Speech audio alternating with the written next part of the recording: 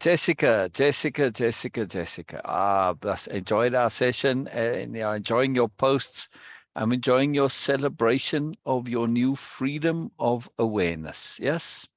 Yes, thank you. I appreciate it. I Yes. am too. This is super, super powerful.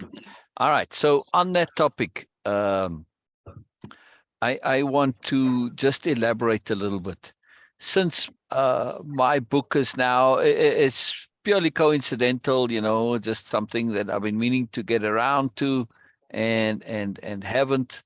And to republish it with a new title, because the old title it didn't show up in the search. Now the reason I bring this up is because of pertinence and relevance, right?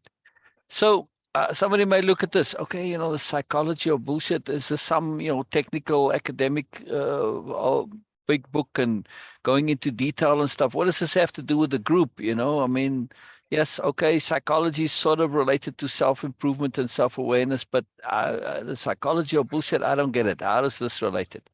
Well, it's very, very, very much related. And the key that I want to make a point of here, as we were discussing earlier, the pertinence and relevance of it, is that understanding bullshit and the psychology of bullshit, it's much more than just, academics. And the book is written from a self-awareness point of view and a self-improvement point of view as well. Absolutely. So it's very much geared towards that.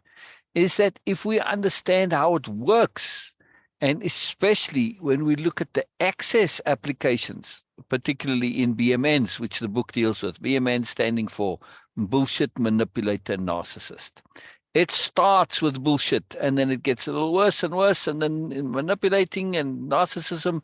And, the end extreme of this is, criminals and dictators and all of those. Those are like where it really ends up. But it all starts with bullshit. Now, you might say, yeah, but I'm not that kind of a person. Yes, I know you're not. And this is most marvelous and cool that you're not. But the point is that when we look at this and understand how bullshit works, and we look at those excesses, we come to understand and see and know that through the excess, we get to recognize the subtle within us. And this is a very, very big deal. Yes?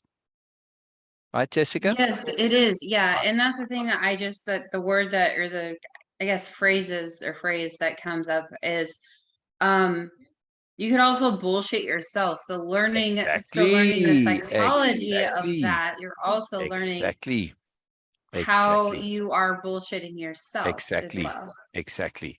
This is huge. This is huge. So most of the time, when we are stuck in ourselves, in our growth and our learning, we're stuck because we are in some way bullshitting ourselves. Now you say, yeah, but I'm not a bullshitter. I don't do that. Here's the point that I want to make. This is very important to understand. It's not that you necessarily do this deliberately. Yeah. You may inadvertently be bullshitting yourself. Why? Because you don't want to face and deal with the awful truth, for instance, as we discussed in the previous session, I think in part 2. Yeah, because last week we dealt with habits. So this is major. This is a very big deal. Yes. So you don't mean to bullshit yourself, but you do. And because you don't want to face that awful truth and deal with it. And of course, when you do, then you see how awful truth itself is bullshit. It's actually something that is, but it isn't. It's only awful because we believe it to be awful. It isn't actually awful. For instance, an awful truth is, I made a mistake. Oh my God, I made a mistake. Oh gosh, this is so terrible. It's like it's the end of the world. Or I failed. Oh my God, how will I face everybody? Whatever. So bloody what? There's a different way of learning. If we don't fail, or if we aren't wrong, for instance, or make mistakes, how are we going to learn? By implication, every time we learn, isn't that an acknowledgement that what we did before wasn't all that, could be improved? And you could see that as a mistake or a failure or wrong.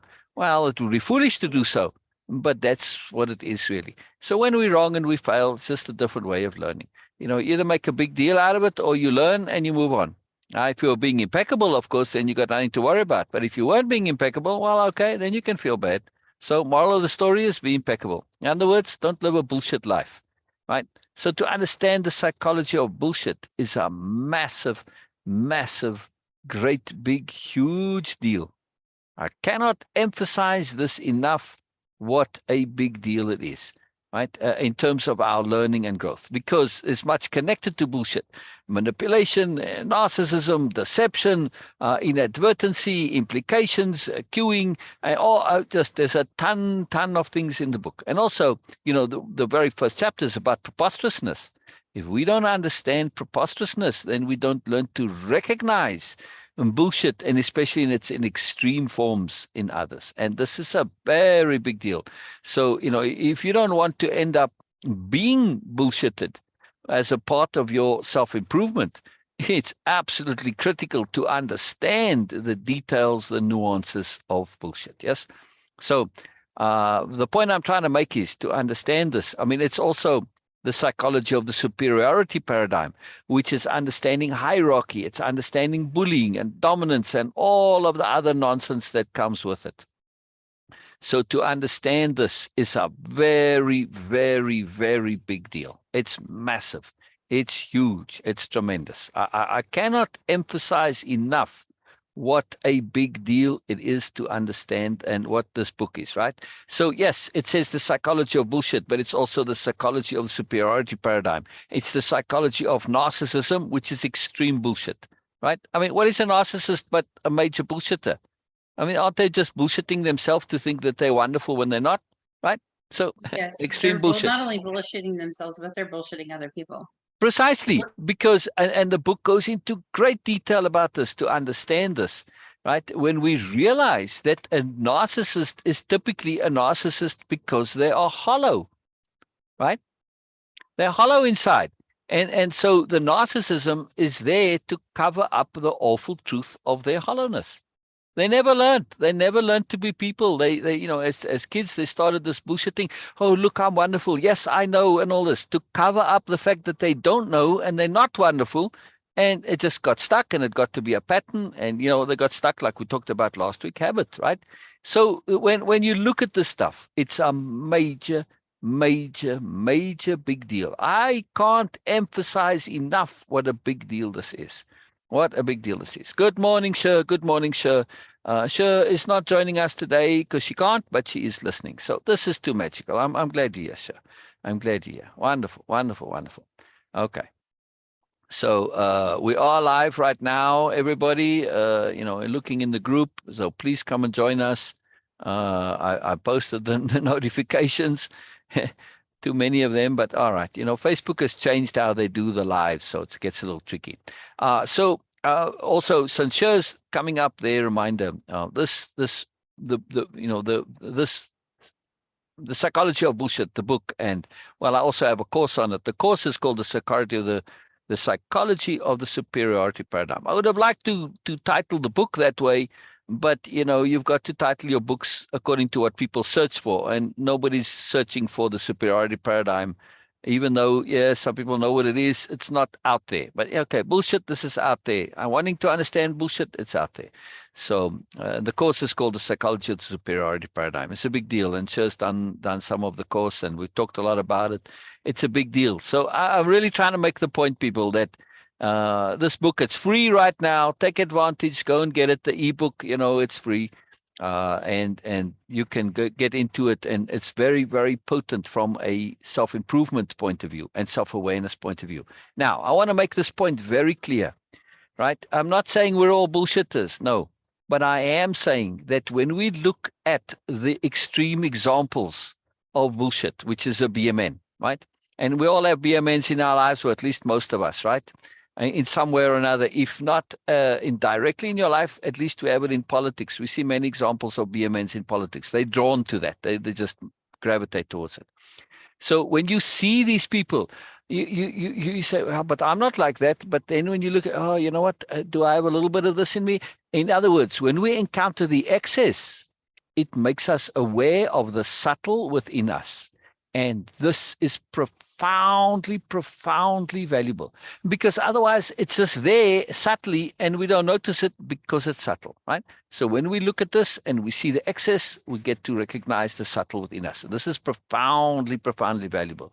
So yes, I'm not a bullshitter, but do I occasionally indulge in a little bit of bullshit when I don't want to face the awful truth, or I'm appeasing somebody and say, oh, okay, don't worry about it. It's not so bad. It's just a little bit of BS and all this, right? In other words, when I soften it, and there's a big chapter in this as why bullshit is a big deal. So I just want to emphasize this again, it's not that I'm into promoting my book. I've had it for years and I couldn't care. If you read it or don't, it's not an issue. I care because of the purpose and the point of the group, which is self-improvement, self-awareness, self-discovery, and to discuss all of it so that you can get to learn and grow and change and celebrate and connect to your moreness, like Jessica, like Sher, like the other participants of the courses. They've done this. You don't have to do one of my courses and programs, although, of course, it'll help, right, Jessica? But you can do it on your own if you now really want to. Yes? You can join this course, which is free. And of course, it's connected to all the other things that I do, particularly Way of Impeccability, because it's all connected. I can't separate the things out. I try, but I can't really. So anyway, so the psychology of bullshit is what I'm trying to say is highly recommended reading. Yes, highly, highly recommended reading. And since you can get it free, take advantage. Yes, even if you don't read it now, you can download it for free now. So. Okay, ebooks and books aren't wildly expensive. People make a big fuss about, should I buy this book? And they debate and fuss and huff and puff. But it's like, man, the book is less than your coffee that you buy every day, at Starbucks. So I don't know why it's ridiculous to me how cheap books are. If people had any idea what it takes to make a book, a decent book, in other words, it's a massive investment. If you had to charge by the hour, your book is going to be tens of thousands, hundreds of thousands of dollars sometimes. Anyway, I digress a little bit, but this is a big deal. This is a big deal. And certainly in your life, right, Jessica, to bring you back in here, I don't mean to just be talking all the time. But, if you think back, how many BMNs you had to deal with, yes? And how valuable it would have been to understand them. Because, one thing, it's fairly early in the book, I believe, is preposterousness. That basically, I've spoken to many, many, women in particular, or men also, but women in particular who've had to deal with BMNs, right? And they're still connected to them in some way, or they're just getting into it, they're just getting out of the relationship or just getting over it, but they're still hanging on in some way. Why? Because they don't understand. And when I explain to them that, being a BMN is basically being crazy. Yes. Oh, shit. I never thought of it like that. Holy moly. Now it all makes sense. They could not make sense of it. And they tried and tried and tried. And this is what held them into it. Yes, but he's going to change and blah, blah. When you realize they're crazy, and crazy is its own thing, its own bubble, that's it, and it changed everything. So I just saying, this book isn't only valuable for you in terms of your own personal growth. It's also valuable in dealing with this and dealing with your relationships, and if you're in that type of relationship or not. Either way, it's part of your life in some way, to some degree. It is profoundly valuable. So. Just for anybody following this series, as Jessica reads the book, we'll definitely discuss it as it goes along, right, Jessica? We'll get into it. Yeah. Yes. Yeah. Yes. Yeah. Sorry, I was Okay. taking a drink of my coffee. Oh, good. I was just gonna, the question I asked was that you've had BMNs to deal with in your life, and Oh yes, they were multiple. difficult to deal with, right? They're not easy to deal with, but when They we are not. understand them, makes it a lot easier. Yes. Yes, it does make it a lot easier once you understand them and understand where it comes from. Exactly. So I'm looking forward to your perspectives and takeaways from the book, and then relate them to our progress as we go through the course. And just ask that we also, Jessica's coming on to Zoom for private sessions, which is available to anybody, and it makes a massive difference, right, Jessica? Yes, it does. It makes an enormous difference. Yeah. Because it's one thing to go on Zoom publicly, but it's another thing to go on it privately and, you know, it, be able to do a one-on-one. Exactly, because it becomes it's personal and it's pertinent and relevant, and we can focus and go into it on you. So yeah, there's a big difference. Again, not that you can't get value, but there's value and then there's more value, right? So, all Yes, right, agreed. Jessica, I am keen to hear some repeatbacks and takeaways from you. Yeah. Okay, so Because we got so involved with all of our stuff and we never even got there on Zoom. We have so much fun, I have to emphasize this, right? Learning and growing and personal change is not this big slog. It's not a big stress. It's not punishment. It's not torture. It's not uncomfortable. It's not unpleasant. No, it's freaking fun. Well, at least the way I do it, right, Jessica? yes, The it way is we do it. fun. It is very fun. I enjoy it a lot. And even when I do it on my own and, do a lot of things on my own with this, um, it's fun to be able to see that, Yeah. there's just, I don't know, it's just fun altogether. It is really, there's no Yes. explanation for it. Yes. It's just fun. Exactly. I Exactly. actually want to do it and it doesn't Exactly. feel humdrum. Exactly. And I make a very distinct and deliberate effort to come at it from a fun perspective. Why? Because the best way to learn is to play. Yes, play is the best Yes. way to learn. There's no doubt about it. There's just absolutely no argument about that. So if we're having fun, then you're learning. And when we equate and connect learning to fun, now our learning just takes off and goes like crazy. Okay, so Jessica, I'm going to screen share here in a second. And where are you? Where are you with your takeaways and repeatbacks that you've shared? I don't know where we're at with your So, takeaways and repeatbacks. I've been doing a lot of some takeaways with our sessions, but I also realized that I also have been doing some takeaways in with the uh truth. And I didn't realize I was doing that until I kind of it clicked during our sessions that that's exactly what I've been doing, and a Sorry, lot you broke up there. easier The than I takeaways thought of it what? was. Oh, of the awful truth. Oh, right. But that was that's the first subsection of Yes. the course of the freedom from anxiety and worry course, right? Yes, So and that's what I've yeah, been at right now yeah. because I don't have the other part of it, but or I haven't gotten there yet. Because I've been Okay. doing a lot of other personal, as well, Yes, and yes, yes, going yes, deeper yes, yes.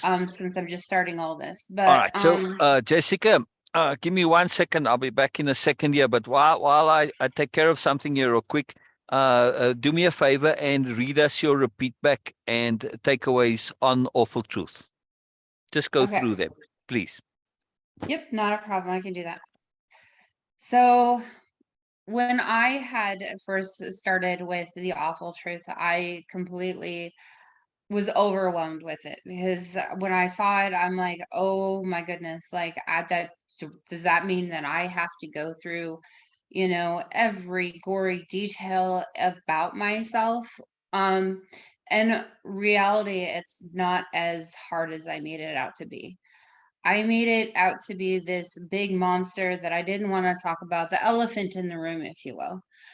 And so what I ended up doing is while I was in my sense, as well as my own personal, work too, I'm realizing more and more that the awful truth doesn't have to be this big, complicated, puzzle or elephant in the room, or it doesn't have to um entail a bunch of,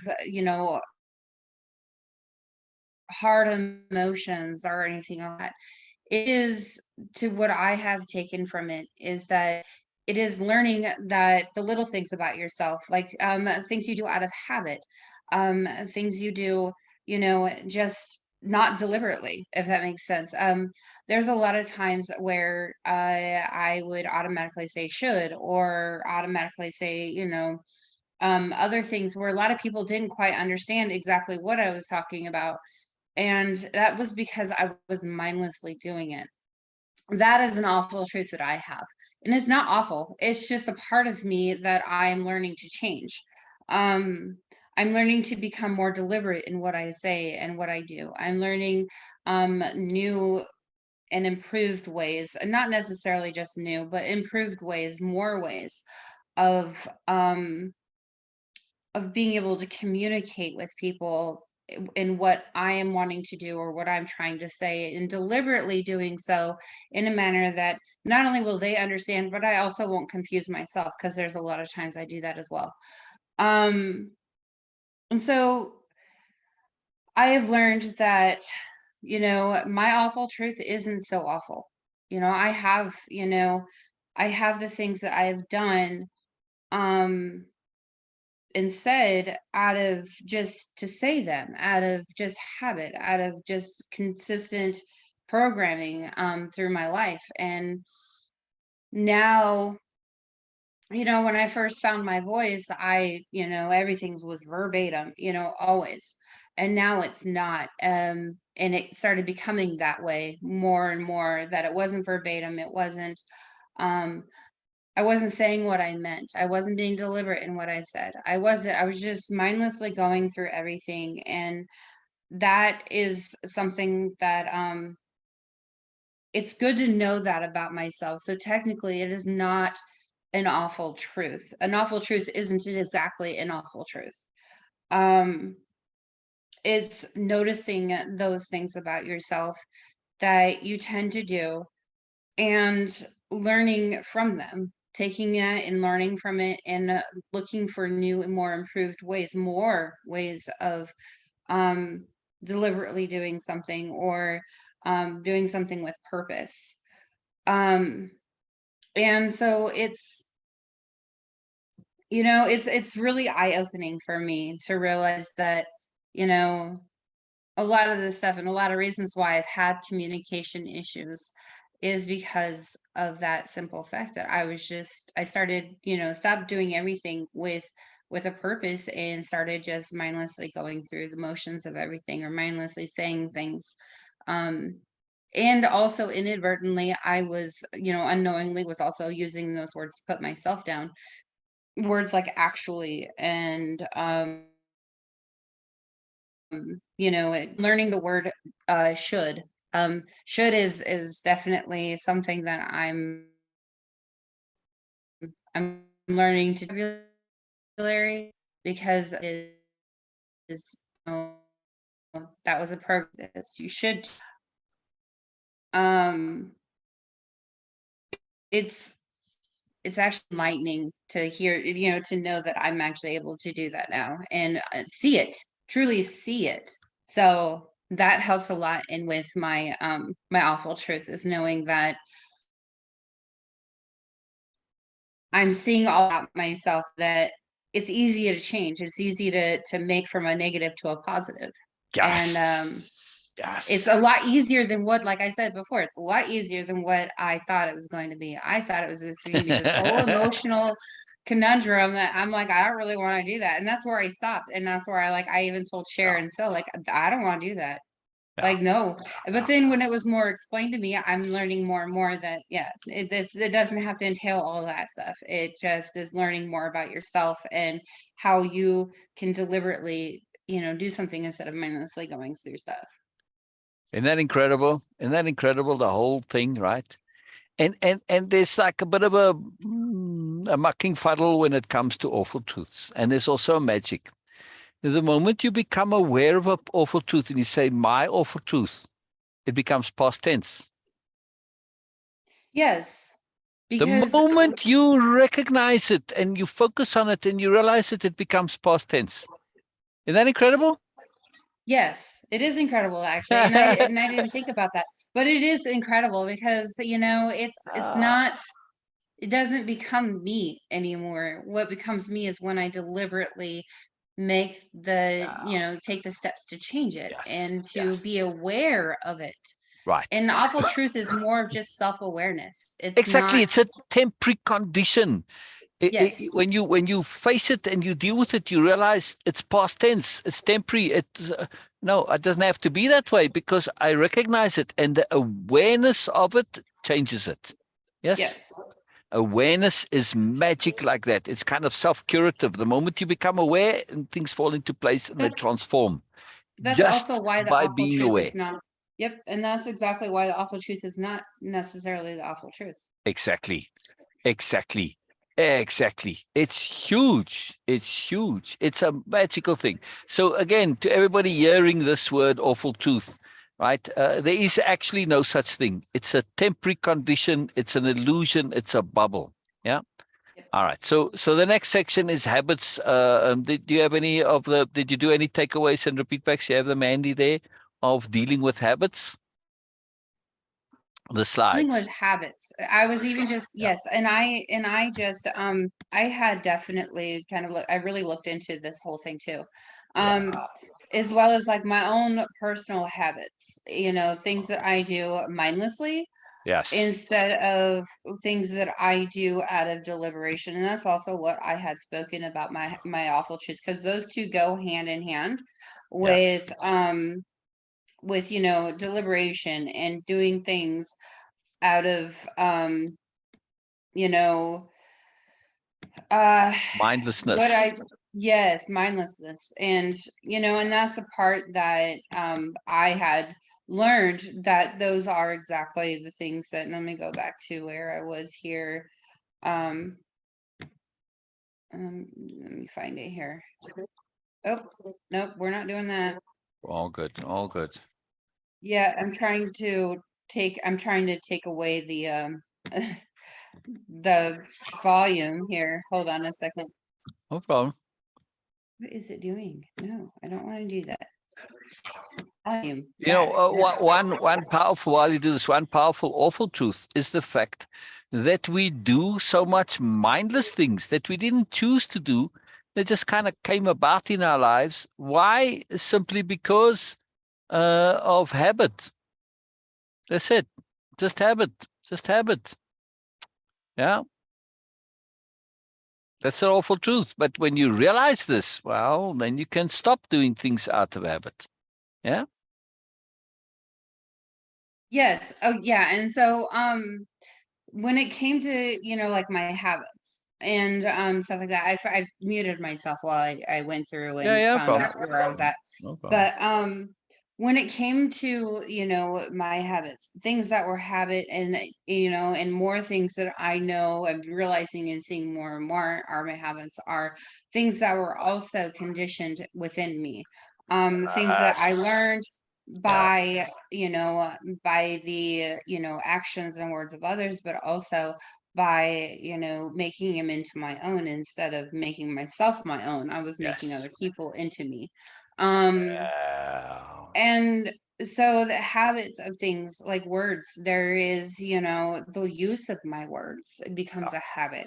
It's Exactly. mindless stuff, and it's Ex- stuff that I don't think about initially at first, but becoming more aware of those habits is exactly. highly important for me, because that way I can learn to change what isn't, what I would necessarily perceive as not my own, Yeah. Yeah. and into something that is my own, and making it into a good habit, a healthy habit, and not something that is Exactly. self, Exactly.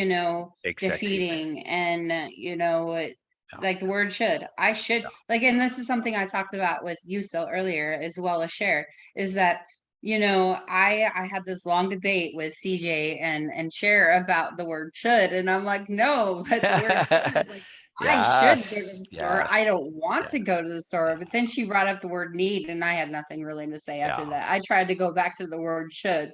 Like, Exactly. yeah, I need food. I need to go to the store, but I should go to the store in order to get food. Yeah. So I was trying to find loopholes and all that, but that's also a habit of mine. I Exactly. choose Exactly. loopholes in things. And also the habit of assuming that the words that we use mean the same to others. They don't.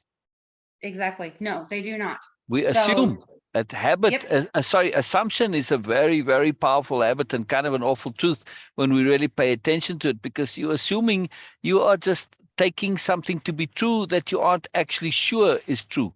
Yeah. Exactly. Or assuming that other people should react or respond in the same way Yeah. you would. Yeah. Now, That is also another habit. exactly.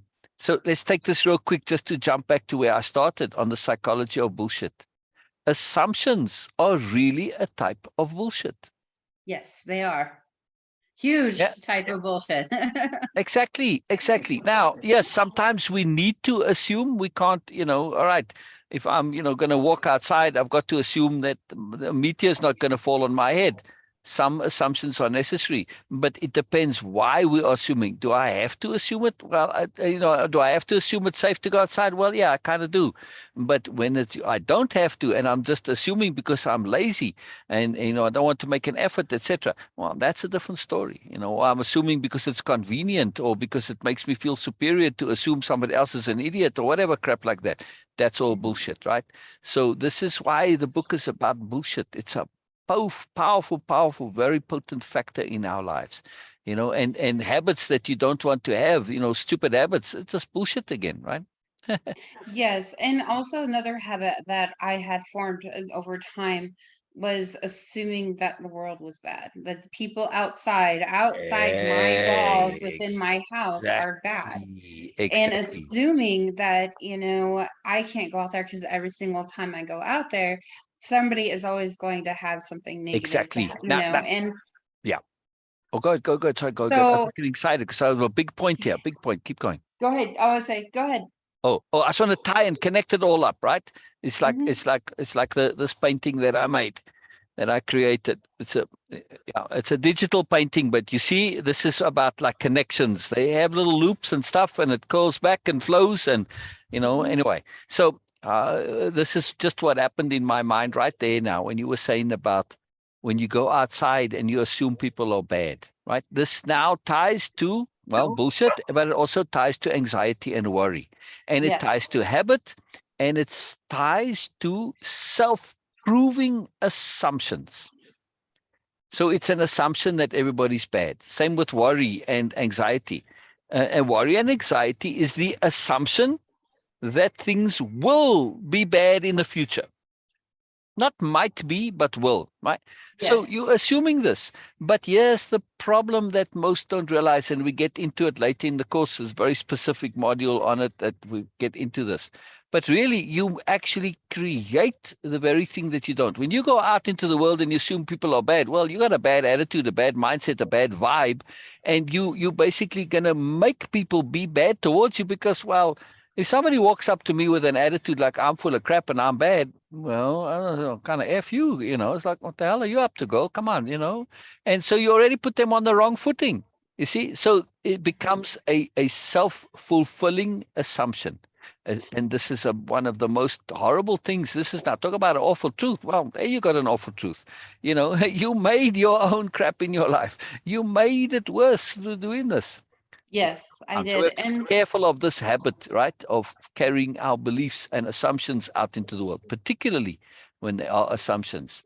And to some extent, all beliefs include some type of an assumption. Yes, that's why it's a belief, not a fact. yes, exactly. As well as also like assuming that people are automatically going to know that, I'm an addict in recovery, or Yeah, assuming people can see that, right. I have, or I had, or yeah, well, Whatever. yes, whichever, a past. Um, Exactly. but Exactly. also, and that's a habit which also creates, Correct. anxiety and Right. worry, as well as, even I saw the word rejection Yeah. somewhere. And, that's the thing, is like my biggest fear Yeah. was being Yeah. rejected Yeah. Yeah. Yeah. by people. And so I assumed automatically people were going to Yeah. reject me. Right. Setting Right. you're Right. setting it Right. all up for yourself, essentially. Exactly. Self-fulfilling prophecies. It's fascinating. Self-fulfilling assumptions. You create it by having this fear, by believing it's an awful truth. Yeah, so you were an addict, yeah, and does that make you a bad person? No. Does it mean you don't have mourners? No. Right? Does it mean you did stupid things? Hell yes. And show me a person who didn't do stupid things in their lives. Well, somebody puts out me. I never done any stupid things. Well, I remember when you used to poop in your pants. So shut up. Don't tell me you didn't do stupid things, right? It's all a function of awareness. Yeah, some of us just get caught up in bubbles of unawareness sometimes. And for whatever reasons, we get caught there and we get a bit stuck there. Now, if we really pay attention and you look at it from a later on perspective, you'll always see the power, the value from an awareness point of view of having been in that bubble, right? So it's always there's magic and there's moreness to it, yeah, when we learn from it, right? Jessica? Where'd you go? Yes, I'm sorry. I'm trying to pause the voice on this. Oh, no problem. No problem. Oh, if you, yeah, you can't watch the live and put the volume on. It'll conflict with Zoom. So you only want to have the Zoom volume. You want to listen to me directly from Zoom, not from the Facebook Live, in other words. Yeah. Yeah, I'm listening from the Facebook or from the Zoom. I was just trying to the slides. I was trying to get past all the volume. I see. It wasn't working out in my I favor, see. so I see. I I see. closed out of it. All right. Okay. Yeah. So at the bottom of the slides, you can there's the little audio player, and you can click on that to pause it. Yeah. Yes, and I did try to do that, and it just kept it. I don't know, glitched out on me, so I just closed it for a Oh, I minute. see. All right. All right. Well, which slide did you want to look at? I have it up here, and I can I'll screen share, and then we can go there. So where were you on? Which slide were you looking at? Well, what I was looking at was the like Bina's her takeaway on the like how Was it what was it? habits Something is that or for truth? it's going the other way. Ah, It was after that, and after yeah. that one. Nope, one more. It's two more. I mean, sorry, my bad. Like the next one there was Bina's takeaway. I think it was like something It's the other way. I haven't added Venus takeaways here, you see, yet. oh yeah, there was one on the slide that I had. It was like Yeah. maybe before this. This one right here. Bina's Oh, of that. Yep. This one, the active expectation is a habit. And that's something that I had also connected on because I'm like, okay, wait a minute, it is a habit because we constantly, by expecting, something to go a certain way or people to be a certain way or however, you perceive it at that moment in time, that is also a habit, which yeah. does cause unnecessary worry and anxiety because you're creating that. You're setting the platform for yourself. Exactly. Exactly. And worry and Exactly. anxiety is a habit.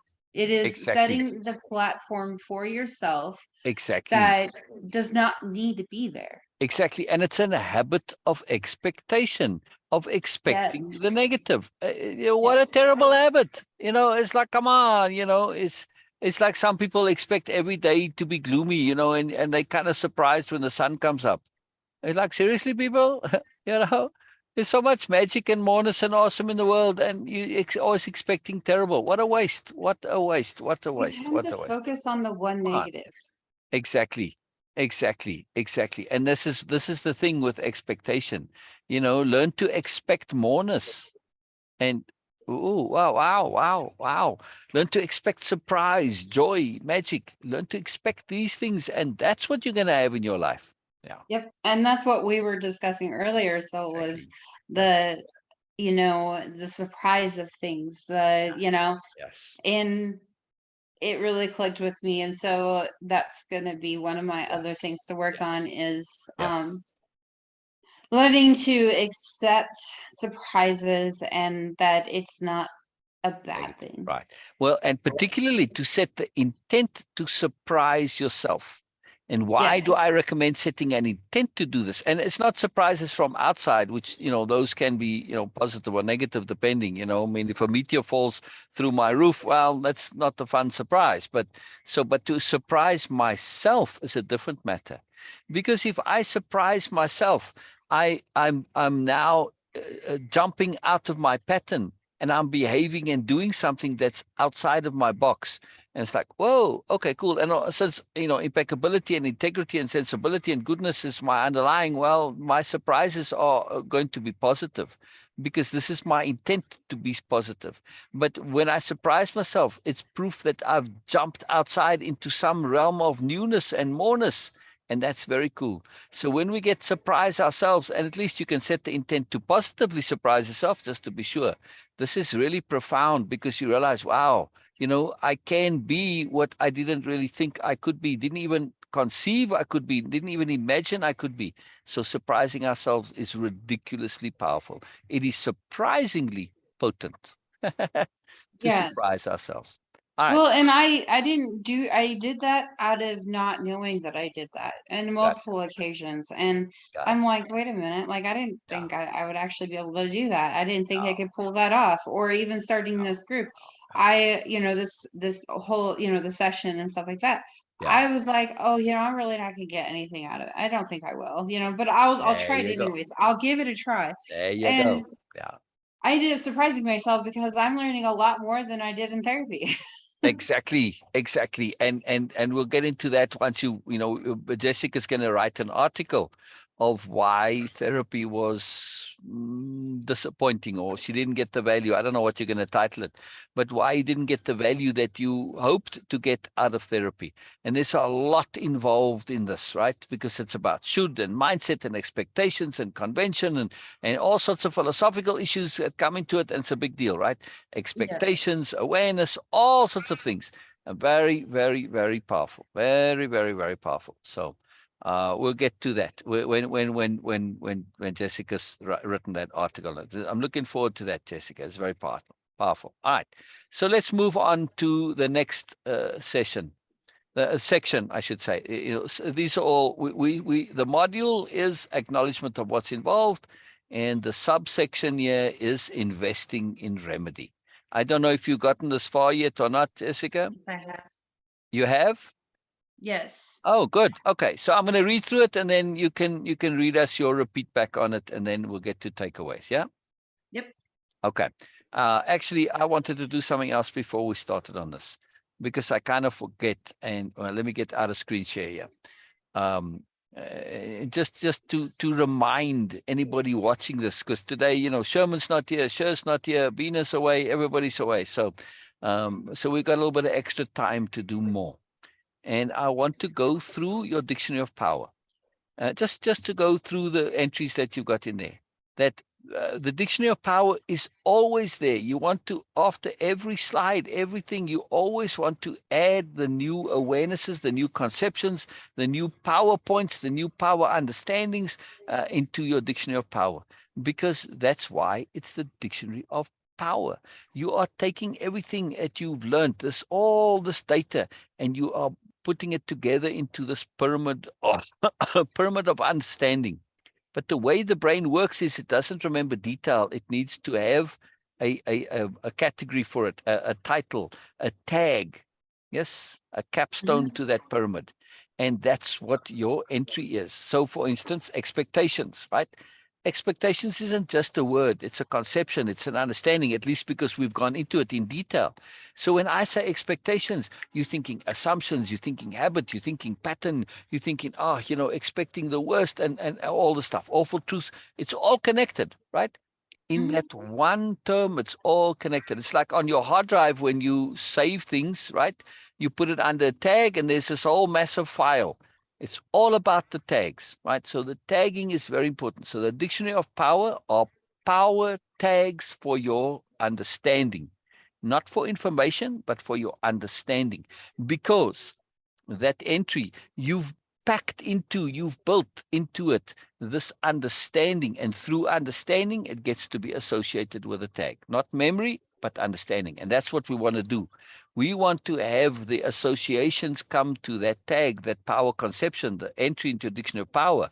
We want there all of those things that are connected to it to be there because we understand, not because we're remembering. It's too We much to remember. understand and connect with it. Right, exactly. Understanding is connection. Precisely. Yes. Exactly. It's all the same, right? And then you see how they interconnect, right? Expectations connects to assumptions, connects to awful truth. It's all interconnected. So doesn't matter. Any one of them connects to all of them. It's very, very magical. It's very, very cool. So please read through your dictionary of power for us.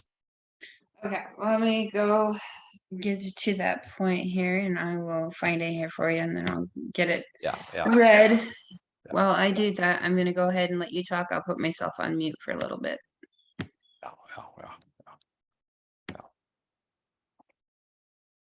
No worries. Take your time. This dictionary of power, I can't emphasize enough why it's so powerful.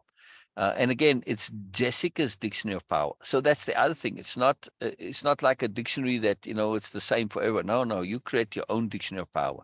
And yes, you're going to have many terms in there that overlap. Like I've got expectation in mind. Somebody else might not, because they might have some other term for it. They might have assumptions instead of expectations, or an entirely different word, like sure sometimes. Say, man, this doesn't resonate with me. And she creates a word that makes sense for her, right? Okay, this is the power of it. You can put your own, it's how you understand it, right? So this is very important. And like you were saying earlier, what Jessica was saying earlier, she was saying that should meant one thing to her and it meant another thing for sure. Wow, because sure and I have been doing this for a while now. So we've gone into should profoundly. And, for us, should is always in inverted commas. It's very tainted. It's a very compromised term, and sadly, it's a corrupted term. So typically, should is not a positive, where it should be a positive. Sadly, yeah. So there's a bit of a conundrum there, right? So to understand that, like, well, you should be important, for instance, or you should be successful. Says who? Only if we can be a man say this. I'm not saying that there's something wrong with those, but they aren't necessarily a should. If you want to, fine. That's a very different thing to saying should. Should implies there's a rightness to it, yes, and a necessity from a goodness point of view that you kind of have to do it. No, success is optional, right? How much you want to do it's effort reward. It's optional, right? All of this stuff, it's optional. It's how much effort is worth the reward to you. This is very, very, very important to understand. So should is a corruption of this. Unfortunately, it's become a corruption. It isn't inherently so, but it is a corruption. And because, it's somebody trying to manipulate your goodness into saying, you've got to do what I believe is right. You've got to live according to my way of things. No, thank you very much, but no. Right?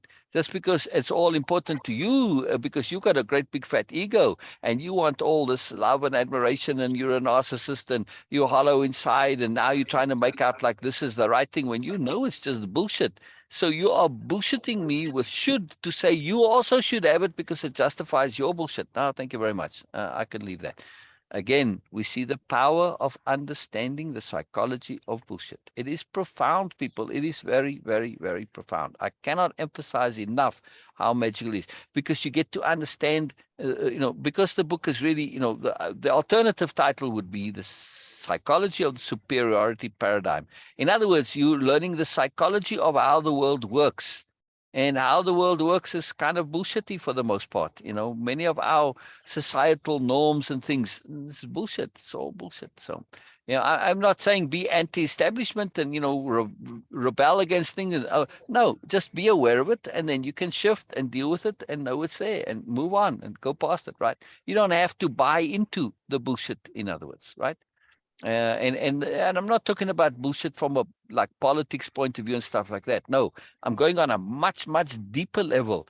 The stuff that we assume to be true when it's not actually so. That's what I mean by the paradigm, right? The stuff that's out there, just the defaults, in other words. Very, very big deal, big deal, big deal. Yeah. So let's hear your dictionary of power. I think default is in there. Yeah. Default is in there. Also, there are other things like phrases. Yeah. Just go That from the start. Just go from the top, okay. and we'll just read through it. I just want to bring this power and the potency of the dictionary of power, and that it's not a forgotten thing. It's up there with the RepeatBacks, the takeaways, dictionary of power. These are the and then of course application. This is key. This is core to what we are doing here, right? It's a tool. It's a profound, profound, profound tool. All right, let's hear.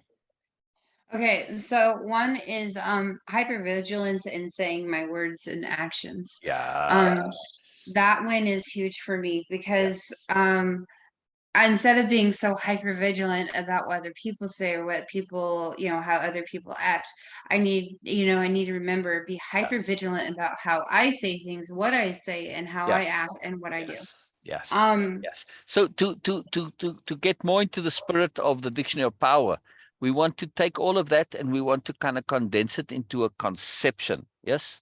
So yes, you which want is hypervigilance of awareness, and you can hyphenate all of that to make it one conception. Yes. yes, I actually I went further off of the, just kind of explain my Let's understanding hear. of it. Let's hear. Let's hear. Let's hear. And then the other one is thinking things through to the end. That was a huge one for me. Yes. And it still Yes. sticks. It does still stick. The Yes. other one is let it be. Let Let it it be. be. Yes. It's not your job to fix the world. The world has to No, fix itself. Exactly. Let it exactly. be. It is what it is. Exactly.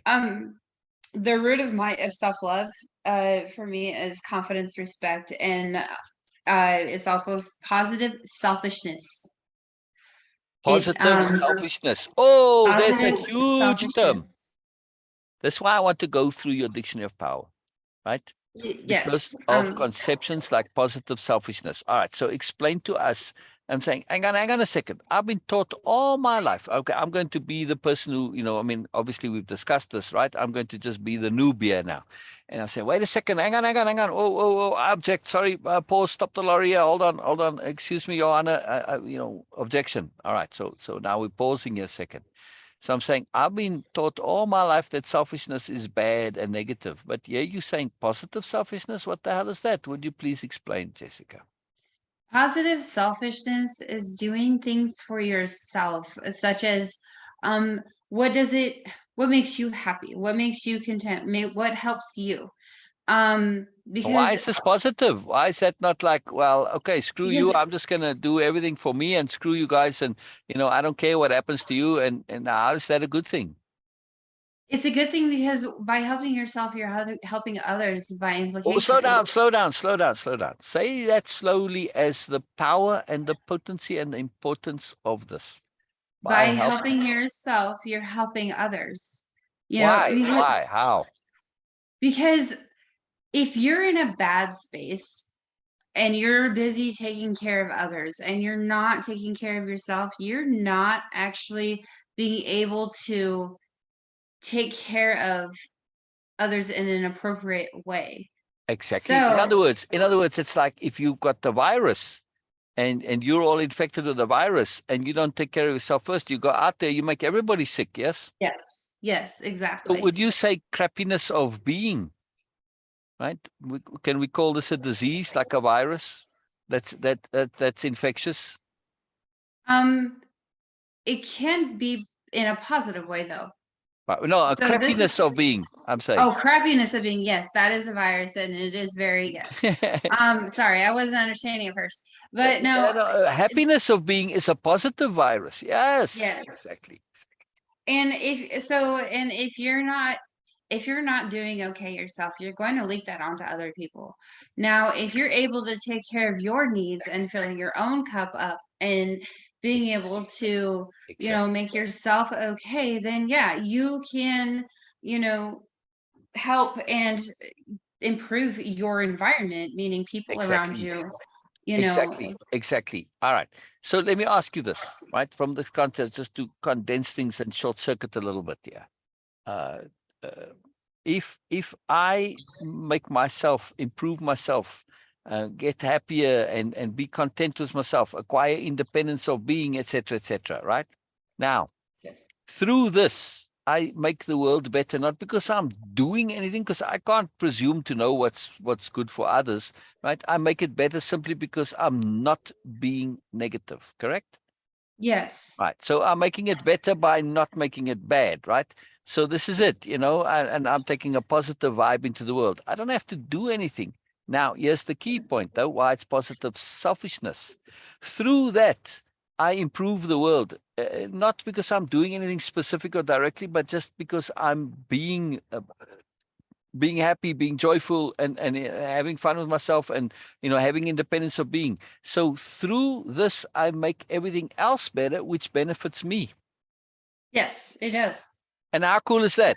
So in other words, the most potent selfishness is to make yourself better, which makes the world better, which makes it better for you.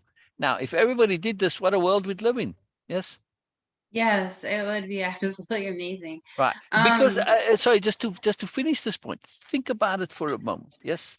We can, especially in this group where we've got a lot of people who are into helping others, and they see helping others as the be all and end all of life. This is their main focus and purpose. I'm not saying it's a bad thing, but I'm also saying it's a very dangerous thing, because it is if very you dangerous. presume to know what is helpful for others, you're assuming. Yeah, and Mhm. even going one step worse than assumption, which is presumption. And so that's like insisting on your stuff, right? Because you're acting on it. Man, hang on a second. Whoa, how do you know what's right for me? You can say what's right for you, but be careful when you go and help others, because you may actually make it worse. And you Mhm. can make it worse directly, because you may rob them of the opportunity to learn for themselves. Yes. Very profound. It's like my brother when he came in, doing the crossword puzzle, and he gave me the answers, and I said, "Hey, F off, man!" And he was all horrified. I said, "I wanted to work it out for myself. You just killed the whole thing for me. It's like I might as well throw my crossword puzzle away." It's like, what's the point? Yeah, that's the fun of a crossword puzzle, is doing it yourself. Now, if I really, really get stuck and I'm like rack my brains, and I go and say, "Hey, you know what? I'm stuck on this one. I do want to finish it, but I'm really stuck here." And then he says, yes, okay, that would be different, right? But this is the point with help.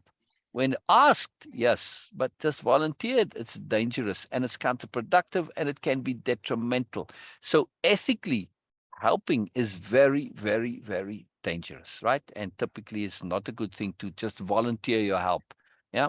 If you ask, that's one thing. Now, I'm not talking about, when you are volunteering to help with some natural disaster or something like that. I'm talking about when you're looking to help people with their inside stuff and stuff like this, right? And it can also be with charity. Many of the major charity organizations in the world have kind of imploded ethically and psychologically. And people have Yes. even committed suicide. Seriously, this is a very serious Yes. issue, because those organizations came to understand that when they thought they were helping, they just made things worse. Right? Like, for instance, the in Somalia, the whole warlord culture that's there now. How did this come about? Well, because of good meaning, wonderful people. They said, "Oh, they're starving," and they took lots of food, and they just dropped the food there and said, "Yeah, people enjoy the free food." In their innocence, they never thought that some BMN horrible person said, "Oh, wow, yes, free power for me." And they came with their guns and their little gang, and they seized the food, and then they used the food to manipulate and control and dominate and be in charge. So, and they created this culture by putting this free food out there, right, as an incentive, right? Yes. Before, there was no incentive. You had no real means of control over everybody, because, well, we're all starving, right? When you gave them this means of control. So this was very harmful. It created this whole, like I said, the whole culture. Terrible, terrible, terrible consequence of inappropriate application of goodness. Yeah, Yes. that's in your That was dictionary of another power. thing. It's Yes, in your, that is in my dictionary of power, is inappropriate application of goodness. exactly. Because I was one of those people before I realized that I gotta take care of me first. Yeah, Um, yeah, because reason being is I used to think that, I knew how to get help other people and give other people yeah, advice, but yeah, I can't take my own. yeah, And I need to learn to take my own yeah. Exactly, before exactly, I can give it to exactly. somebody else, because I need to have that experience. Yeah, Without the experience, you're not being helpful. yeah, Um, yeah, the other one that it really meant a lot to me was the word moreness, and it still does, because it's exciting. It's a new exciting concept for me. Like it's right now it's still very new, but it's also very exciting, accepting my own moreness, but also moreness of life. Of yeah, there's more to it.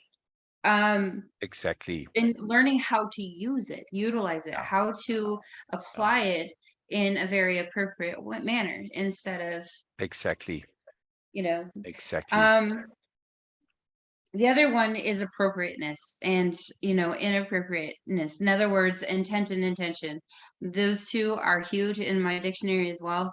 Um, because there's the difference. And doing something with intent, you are applying appropriate action to it. Exactly. When you're doing something with intention, you're applying inappropriate action, or therefore no action at all. Yeah. Or um unfinished. Intention is really unfinishedness. Yes. yes, which is essentially inappropriate.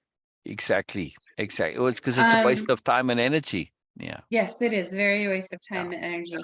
The other one is the language of conceptions, the pod, like in self-talk. um Yes. So Yes. learning what words, what phrases are not so bold and big and out there, but learning those little things that you do out of habit is another one in my dictionary. And all these they all connect together. Correct. And it's Correct. just That's the awesome how magic that of happens. it. Right. As you go through it now, right, with this review, you see how they all connect. Yes. Yes. Yeah. Keep going. And Keep going. also humble confidence is huge. There Oh. is, yes, humble Ah. confidence. Which is Not what exactly? false Which is what confidence. exactly? Humble confidence is believing that you're capable of more, you're capable of doing more, you're capable of being better for yourself, and in turn, um by implication, you are also improving your Yeah. environment around you. Yeah. Not because you're doing something for others, but you're not being an asshole. Yeah, exactly. you know So humble confidence is putting the two together so that we don't have the detriments which can result from too much humility and overconfidence, right? Yes. So when you Yes, blend them, exactly. you balance, and through that balance, you get the safety. So that I don't run away with myself with my confidence and get stupid and overconfident and egotistical, and I don't hide myself and don't do anything and become fearful and timid because of too much humility. Right? So they can Yes. both become inappropriate. So when you put them together, though, they serve as this counterbalancing appropriateness, counterbalancing check on each other. Right? Yes, it's the middle ground. Yeah, exactly, exactly. But it's also allows you to be appropriate. When I need to be humble, Mhm. I go more on the humble side. When I need to be confident, so it gives you that flexibility. It's not just staying in the middle, because sometimes you need the extremes. Yes, I mean, Yes. if I'm, let's say I'm caught in the river in a flood or something, well, I need to be confident in getting out of there, because I know otherwise if I don't, I'm going to die, right? Or if you're trapped in a burning building, to run through the burning wall, right? Yes. And emphasis. So that's the other one too, is emphasis. And big thing for me is because I have this, you've caught me in it already in this live, that I have this way of not emphasizing the importance of things or myself, when it comes to myself in that sense. And so truly emphasizing my moreness and myself um just helps me in a lot of ways of just being humbly confident in that sense too.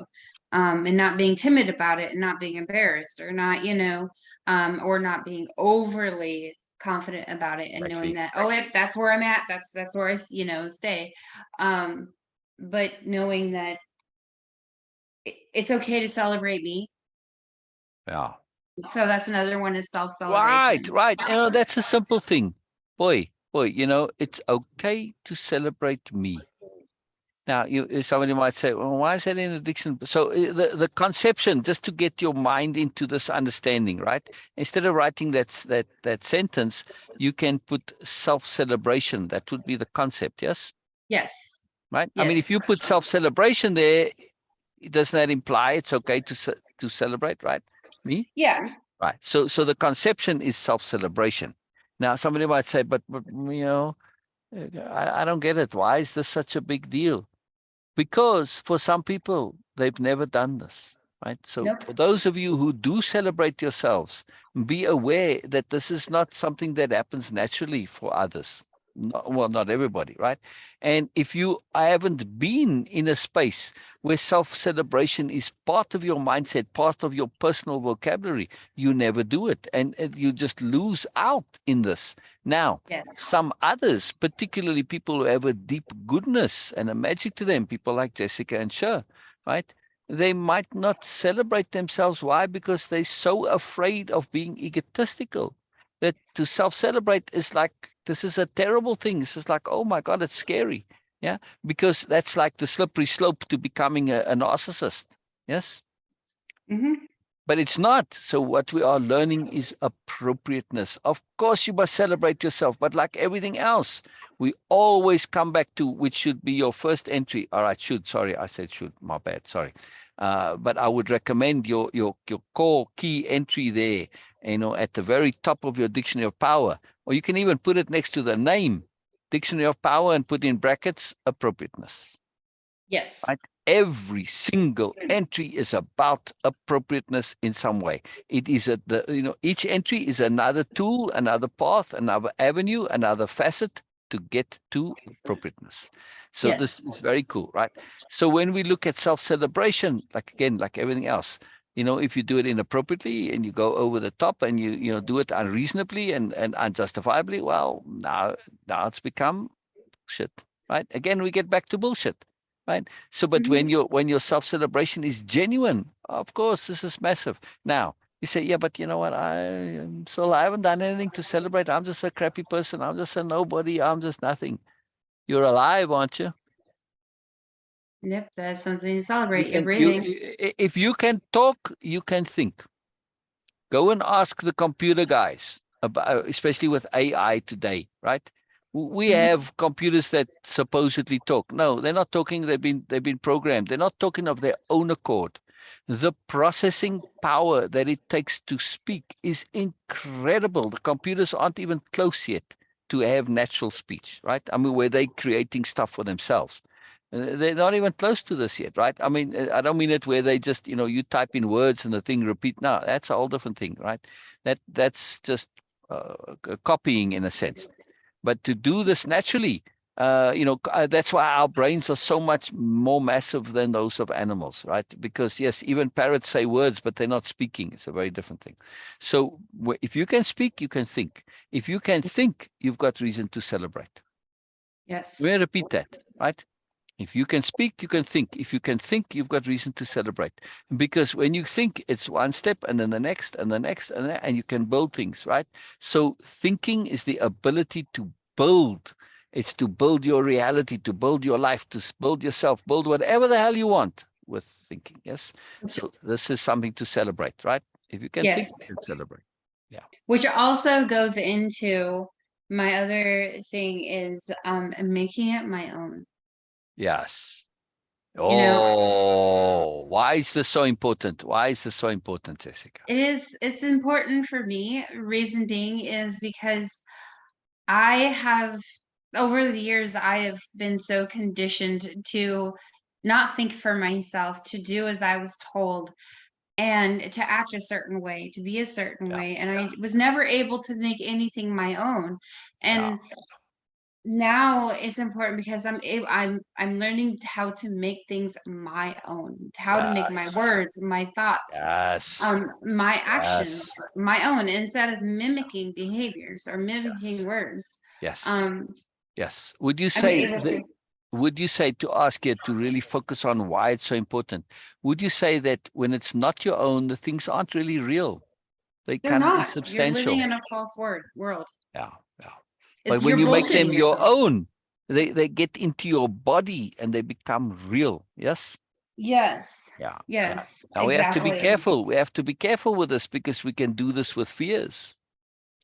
Yes, but here's the thing is that making your own when it comes to fears, fears to me are overly um not emphasized, but it's basically Exaggerated. overreacting to a Exactly. situation, a thing. Is a false misconception of Exactly. that. Exactly. Now, why, when we encounter a new truth, like, for instance, inappropriate application of goodness, and you make it your own, it won't become your own until you've thought it through to the end, until Yes. you've looked at it backwards, sideways, upside down. And when you're able to apply it, which means that you have to fully understand it in order to apply it, right? And the application tests that understanding. And the more you apply, you say, "Well, I don't quite get it yet. I don't quite get it." When you do get it and you can use it, and it's fully your own, it's fully your own when you can use it. Yes. Yes. When you can use it, it becomes fully your own. That's the key point here. That's why I'm saying it makes it real, right? If you can't fully use it, it's not quite real yet. Yeah. Yes, So making it exactly. your own is about making sure that you can use it, you can put it into action, which means you can get value and usefulness out of it. So until you can make it your own, you're not going to get that full value, right? Like riding a bicycle. Yes. I mean, Yes. yes, you wobbly, you shaky, you fall off. All right, well, it's not my own yet. When I can ride the bicycle, I can ride the bicycle. There you go, right? I mean, it's kind of there's that change point that you either do or you don't, right? So when you Yes. can ride a bicycle, you've made bicycle riding your own. It's not an idea, it's not a belief, it's not something you've read in a book, it's not a memory, it's a doing. And this is it. Doesn't matter how abstract the concept might be, like inappropriate application of goodness, you still have to think it through. You have to own it. You have to get into it back and forward and put it into you as something you can use. And you'll only use it when you fully explored all of it context and you really, really actually for real get it and understand it. And you've proven to yourself that you understand it by doing it. Yes. Using it. Yes. Yes. Yeah. Yeah. The other one is de-emphasis. Oh, yeah. Yes. Very simple. De-emphasis. It is. It's very simple. And it's very simple. It has Profound. a deep meaning behind it. Yes. Yes, yes, yes. Because we understand emphasis and the big dealness of emphasis, because emphasis rewires the brain. But here's the problem. How do you get rid of stuff that is there that you don't want to be there? By ignoring doesn't help, because ignoring is just a different variation of emphasis. It's a particular kind of an emphasis, right? Yes. But de-emphasis, this is how you get rid of stuff, because the brain focuses on what you emphasize. So if you de-emphasize, it kind of leaves it alone and it puts it at the back of the queue, as it were. And eventually the de-emphasized stuff ends up in the basement of your mind. And when that basement gets full, well, the least important stuff gets chucked out and we forget about it. We literally do. That's how you forget, is because things have been overly de-emphasized. Now, can you remember it again? Yes. Why? Because there's many paths to those things, and you can actually recreate the memory from all the little snippets and put it together, right? That's how a lot of our memories, we actually don't remember exactly, we recreate the memory. That's why memories change over time. It's quite fascinating. Yes. Fascinating. Yeah, and that's also taking away the significance of the situation. Yeah. The other one is deliberately. That one was very hard for me at first to understand. Just because I was like, deliberately, well, what? But deliberately is definitely one that's been in my dictionary of power for a while now, since I started this. And reason I clung on to that word Yeah. pretty quickly. And I wasn't sure at first why I clung on to that word, but Yeah. now I understand why I did. The other one is effort and reward. Oh boy. So deliberately, let me just emphasize this a little bit. Deliberately is a power conception, because to learn to live deliberately, to have deliberateness in your life is an incredible power. As soon as you do things deliberately, it means by implication, you're doing it because you want to do it. And Yes. this is powerful. This is Yep. very, very powerful. This is very, very powerful. Yeah. Yes, and Very, very yes, powerful. So that was the next one, sorry, I was still on deliberateness. What is the next one? Oh, the effort other one reward. is yep, Yes, yes, yes, yes. effort and reward. Yeah. Is it a And circle? Is it a circle? yes, Yeah, yeah, it is. it is. And that makes a big difference, right? In other words, because effort reward is a circle, no one can tell you where to be on it. Any Yep. one spot on a circle is as good as the other. It's like the round table of Arthur, right? He had it round because there's no importance to any position. Same thing with effort reward. Where you are is your choice and yours alone. Yes. Yes, it How is. much effort you decide is worth the reward, Yes. only you can decide this. Yes. Yes, Yeah. exactly. So, And so that's now, why it means a lot to me. now when we talked about should, Isn't effort reward the way to basically bust should? Yes, and that's why now I see why the word should You see, is not it's in like, my. oh, but you should do this. And then you say, wait a second, you know what? Okay, let's take a typical example of should. I don't know, you should get a gold medal in the Olympics. It's not that people say this, but, you know, some by implication, right? You should do something to get that type of, you know, get to the whatever, in their minds, the pinnacle. You should do that. I'm saying, but hold a second, that's a lot of effort. Do I think that's worth the reward? Hell no. I think those people are crazy. All that effort, what, just to get a gold medal and all right, you know, but somebody else says, well, I'm doing it and, you know, I get to test my limits. I push myself and etc. And I can have, you know, see how far I can go. Okay, wonderful. This is great. And I'm not being facetious when I say, okay, wonderful. I really mean that because, well, I do the same in other areas, right? In terms of my ability to be aware, for instance. Okay, I might have a gold medal there, but this is worth the effort for me to get a gold medal for awareness. That's worth it. But you know, for Yes. gold medal for long jump, no, it doesn't give me any joy. It doesn't give me, but it does for you. This is my point. Just because it doesn't for me doesn't mean it's invalid for you, and vice versa. Just because it's valid for you doesn't mean it's valid for me, right? So effort reward is purely personal, and it's very important to understand that. And for me, I'm deciding what's right, but also to give that same space for others, not to kind of say, well, you know, you're stupid for wanting to do this, right? The Yes. effort is worth the reward to them. Okay, great. We always learn through effort. Doesn't really matter. So if we motivated by some kind of reward and we're making effort, this is great because we always learn through effort. We always learn through doing. Right? Do nothing and, well, nothing happens. You're not going to learn, you're not going to grow, and that's the end of you. So anything that motivates you is great. Yes, for others too. So it doesn't matter if I think Yes. it's stupid. They're doing it. That's what counts. Yeah. Yes, I do agree on that one. Yeah. Very much so. No, Um, by the way, I don't care two hoots if you agree or not. Do you understand it? yes, that's why I said I agree. Right. You see what I mean? So Yes. I'm having a little bit of fun. Yeah, I'm teasing a little bit. I No, just I want to know. make That's this why I point laughed. that we are so in the habit of saying agree like it's important. It's not. Your agreement is utterly But I unimportant. made it my own. It's my own word. Right. And then you can say, I understand it. And to me, this is valuable and useful. Yes, okay, I understand how you, I'm not saying don't use agree at all, but I'm just making the point that we're so in the habit of saying it, we don't realize what we're actually trying to say is, yes, I understand. That makes sense to me. Instead of agree, I say makes sense. That's one of my words of powers. Makes sense. Exactly. So replace agree with that makes sense to me. Because, you know, if I agree with you, does it necessarily make sense? Not always. Well, I mean, yeah, because you can say that makes sense, Yeah, or I yeah, agree yeah, with you, yeah. but it would probably Yeah. truly may not make sense. It's Well, just you get a saying bunch of that. racists. You get a bunch of racists sitting in the racist pub, right?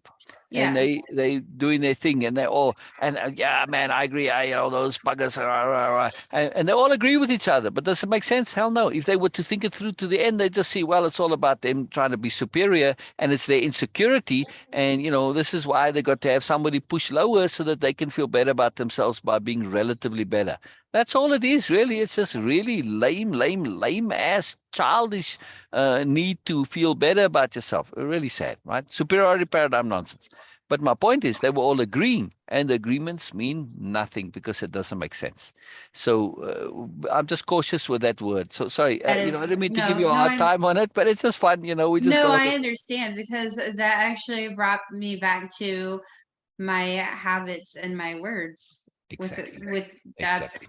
Exactly. makes more Now, sense you know, now. it wasn't a very clear example of sometimes we say words that really are kind of don't make sense. You say agree, but when you really think about it, like I said, in this case, we can easily agree because we are being superficial, like those racists sitting around the table there. So we have to be very careful with agreements. Very careful. I'm only going to say I agree. Well, I don't even say agree. It doesn't matter if I agree with you. What matters is it makes sense. Does the same thing make sense? Yes, wonderful, but it doesn't matter. This is what makes the point. It makes sense, and I understand it, and I understand it to the point that I can use it. That's what's important, because by saying agree, we sort of imply that agreement is important, and it's not. Yes. Yes, and Yeah. agreement is not important. Exactly. That It's does make immaterial. sense now that you put it that way. Yeah, yeah. It's fantastic. It's just this assumption, because now, where does this come from? See, psychology of bullshit, we go back to that. The BMNs, the bullshitters, of course they want you to agree, because if you agree, it legitimizes their bullshit. Okay. Now I see where you're It's coming from. like, Okay. oh Light my bulb goodness. just It's like, came on. wow. Awful truth time, right? It's like, pow, I just got a major smack there. Holy moly. Yeah, that Holy moly. It's like, I never realized that I was being manipulated by my agreements to basically condone and justify and substantiate somebody else's bullshit. yeah, big Sorry, light just dude, came no on. more, no more. It's got to make sense. Yes, it may agree on the surface, but when you think about it a bit more, no. So this is very subtle, right? And when somebody's there who's impressionable but younger, not thinking, or somebody who they're just busy, and okay, Jessica agrees and so on agrees. Oh well, it must be true, Okay. because they, they So they don't have the time and the energy, or they're too lazy to think it through for themselves. So they look and see, oh well, if everybody agrees, it must be true. This is one of the biggest lies that's out there, and one of the major tools for BMNs, right? so even though that me saying, okay, so even though that what I knew that it did not make sense, in order to keep the peace, I said I agree. Exactly. That in the past you've done this, correct? Yes. That's appeasement, in other words. And Yeah, now it's become a habit to do that exactly, because it was something that exactly, I've always done. exactly. And also, it's also Gotcha. they're manipulating the good aspect of it. Where when I say agree, I'm saying, I like what you're saying. It makes sense to me. And it's kind of a polite way of approving of somebody. I'm not interested in your approval. I don't care about your approval. I care that you understand. I care that it makes sense to you. Whether you approve of my opinions and my thoughts and ideas is totally irrelevant. And this is not your intent, but much of the intent where people are agreeing is basically they're putting their stamp of approval on it. And if I approve and you accept my approval as valuable, you've given me power. There you go. Okay. That makes more sense now. And See how that it's like, the man, this one little simple word, suddenly it's like, because you see, when we go back to my painting here, right? We go through all these loops and jumps and things, but we see that's actually connected, right? It's not a clear direct connection, right? But isn't that they something? are. Yes, and that is Incredible. actually I have a another document that has my habit words on it. So that is something that's Whoa, getting, wonderful, wonderful, yes, that is wonderful, actually something that's getting wonderful, added into wonderful. there. But yeah, you see what I'm looking to do here is, as we go through this recap of the dictionary of power, and we're going to do this many, many times, the same words, and they're going to mean new things, because when you start to connect to these, or conceptions rather than words, they are conceptions. And conceptions have this magical connectivity and power, and they grow, they open. Words tend to be a bit closed, and they're definitions, but conceptions, they open, they grow, they're evolving, and they're connected. And this is magical. So whenever we go over this, we learn new things. It's incredible. We expand ourselves. Yes, agreed. The other one is a slippery slope concept. Yeah, this is so cool. I love. I said to Sher to take CJ to a literal slippery slope, an actual slippery slope, like when you have a slipway, a jetty, where little boats go down, and, Yes. and and there's that moss there at low tide. I said, Mhm. actually take him there to stand on this when your body experiences that, because it's all, you walk down the slope and it's no problem, but then you stand on that moss and it doesn't look bad. But man, the moment you experience that uncomfortableness, that undecidedness of, I could fall any moment, and sometimes you do fall, and you realize that you can't really get back up. You keep sliding until you end up in the water. Man, Yes. this is a very powerful awareness.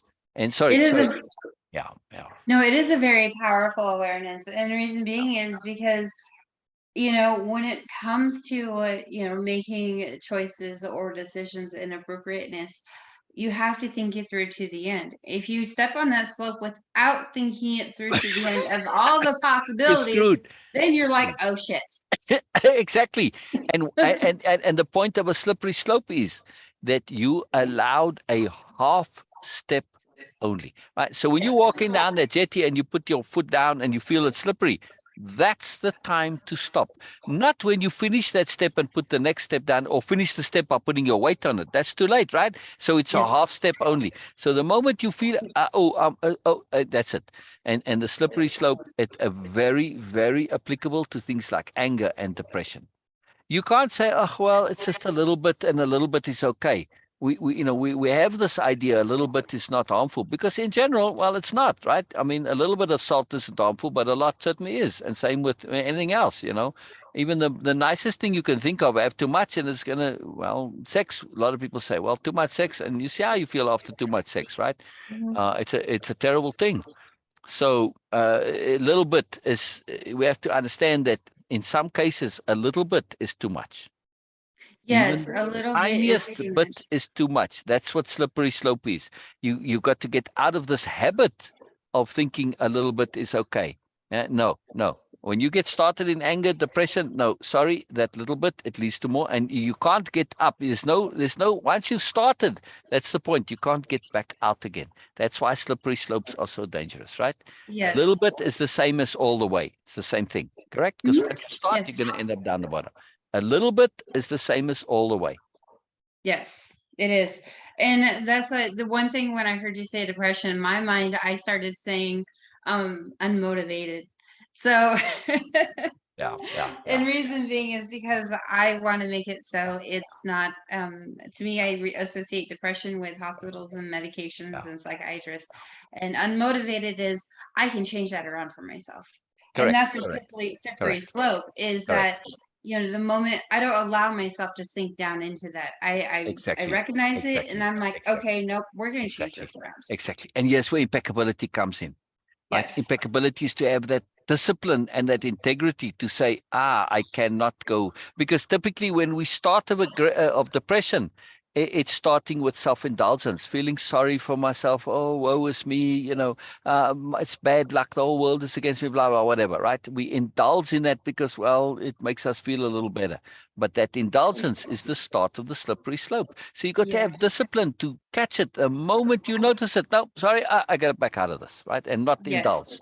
And not indulge. It's very, very, very important. Very, very big deal. Now, you mentioned motivation. What is deliberateness? The Isn't that deliberate self-motivation? Yes, deliberateness is I use it as my you know, with my self-motivation. That is the Exactly. deliberate part of it. Exactly. Um, Exactly. I deliberately motivated myself, Fine. even if it was Fine. doing something small at first, and then next thing I know, the whole house is clean. Exactly. Yeah, Um, yes, the magic. Now we're going to use deliberateness is a positive slippery slope. yes, Because the moment I say, okay, I've got, in your case now, well, you got housework to do. Oh, I don't want to do this housework. No, what? Yeah, get a little bit of, but then you shifted it because of this concept of deliberateness. So you said, I'm going to deliberately do something houseworky, whatever the first little tiny thing is. I'm going to let me do it deliberately. The moment you did it deliberately, everything started to change. Your whole mindset, your perspective, your awareness, everything changed because in the act of deliberateness, you are saying to yourself, I am doing this because I choose to, and I choose to because I want to. yes, Bingo. So by being deliberate, you're not saying I got to motivate myself, which that to a lot of people think this is a big hassle. It's like rah rah and hyping yourself up and doing jumping jacks or whatever, being your own cheerleader. No, just be deliberate. The shift yes, from being undeliberate to deliberate is self-motivating. And you don't have to make a big effort. It happens of its own accord. That's the point I want to make. It's a yes, slippery slope. The first one, but a positive slippery slope. It's a slippery upslope. There is such a yes, thing. Deliberateness is a slippery upslope. The yes, moment you say, and I'm deliberately going to do this, everything changes. Different world, different world. Very powerful, yes, very powerful. yes, I agree definitely. Magically, magically. So I caught myself on the great. Yes, that makes sense. Yes, yes. Wow. And I see what you did. You celebrated catching yourself. Yes, I Positive got excited attention, about that. positive emphasis. Yes, celebrate it. Pay attention. I did catch myself. Oh, wonderful. In other words, by implication, I can change. Yeah. Yes. This is super, super exciting and super powerful. Very, very cool. Very, The very cool. other one is unhooking from defaults. Oh, yes. Yes, yes. Man. Just this concept alone, just being aware that there are defaults that we don't even know are there. Just Mhm. understanding what default means, just this concept of default alone. When we don't even have to say unhooking. If you really understand what default means, you're going to realize, in other words, I am doing things just because. I didn't choose to do them, but just because they're my defaults. How did this Yes. come about? Again, well, just because. It just happens to be. Does it mean that they are sensible and good? No. As many a computer expert will know, your default settings on your computer sometimes can be complete crap. Yep. Same thing with Yes. us as people. The default settings are not necessarily optimal settings, correct? And Exactly. sometimes they can actually be negative, right? For instance, I grew up in a household of, since we are doing anxiety and worry, I grew up in a household where everybody was anxious and worried. And so I just came to accept this as the default because I didn't know anything else. That was my environment. It was the default, which became my default. Yes. And does that make it sensible and good? Hell no. Now, this is a really horrible, awful truth to realize that we can absorb and take on awful truths, defaults, which make no sense whatsoever, like anxiety and worry. We just Yes. take it on as a default, and it makes no sense. That's a horrible, awful truth. I mean, to me, that's really scary, right? To realize that we can end up being stupid for no good reason. I Yes, I understand definitely. stupidity, like, okay, the stupidity of criminality. This I can understand still. There's some value in it. It's short-sighted. It's short-term. You compromise yourself, and it's a horrible life to live. But I can understand it. It's bubble. It's short-term. They're not looking further. I can understand this still. But the awful truth of having defaults that just happen to be, and I don't even not even aware of it. That's but horrible. Anyway. But this is why we learn to be aware so that we can deal with those things. Yes, that's why it's all about awareness. Everything always all about awareness. Yeah. Yes, very much so. The other one is self-cueing. Oh, very Yes. interesting concept. Very interesting concept. Yeah, because queuing by definition is external, and you're doing it something from outside, doing it to you. You doing it to something external. But to Mhm. to self cue is a very powerful concept. I love this. This is very cool. So let's hear. Let's hear. So self-cueing, to me, it means to change my own within my own self. Like, so say for instance, really quick, just kind of like a small thing, but say for instance, I I have a hard time leaving my house, which causes me worry, anxiety. I'm self-cueing myself in a negative manner, but you could also self-cue yourself in a positive manner by stating, well, yeah, I want to go outside. And not everybody is the world isn't bad.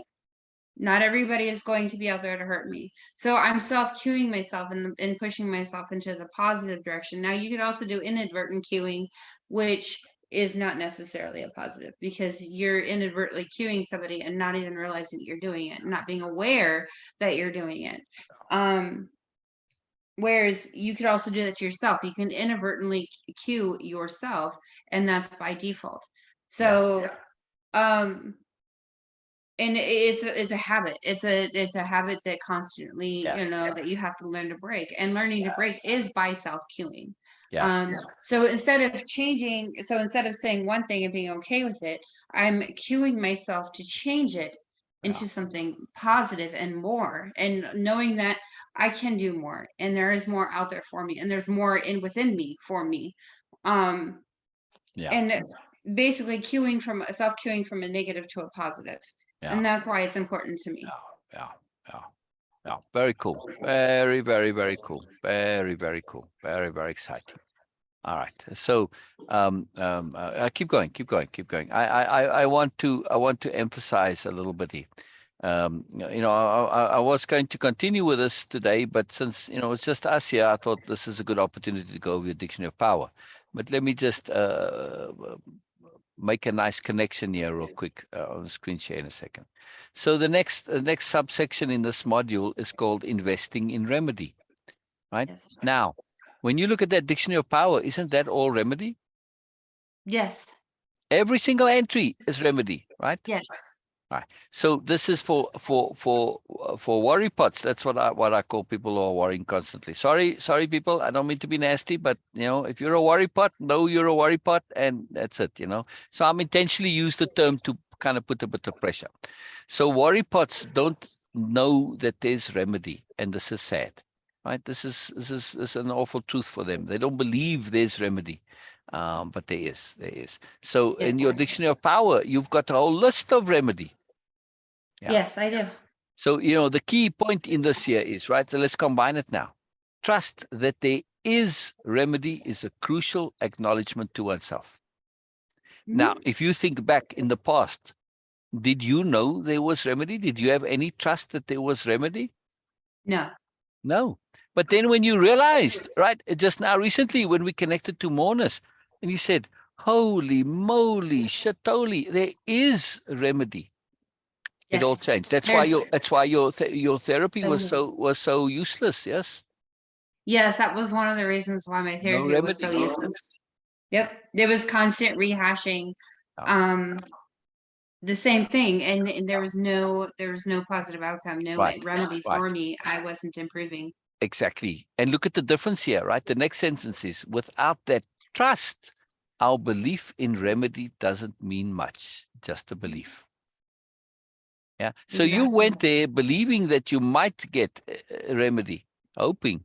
You went because at some point in some part of you there was a belief, but you didn't trust that there is remedy. It's a very big difference. Yeah, very subtle, but a huge difference. Yeah.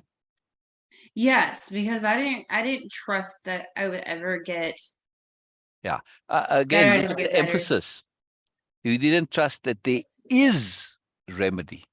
Yes. It's different to say, well, to trust there is remedy. That's kind of to trust there is. This is that you. It's like an insistence. It's like a Emphasize. certainty. Right. Right. A big difference. Different. Yeah. Oh yeah, and yeah, I'm now more certain than ever that there Correct. is And remedy. correct. And you have proof of remedy. This is what I'm tying it to a dictionary of power. This slide, right? Yes.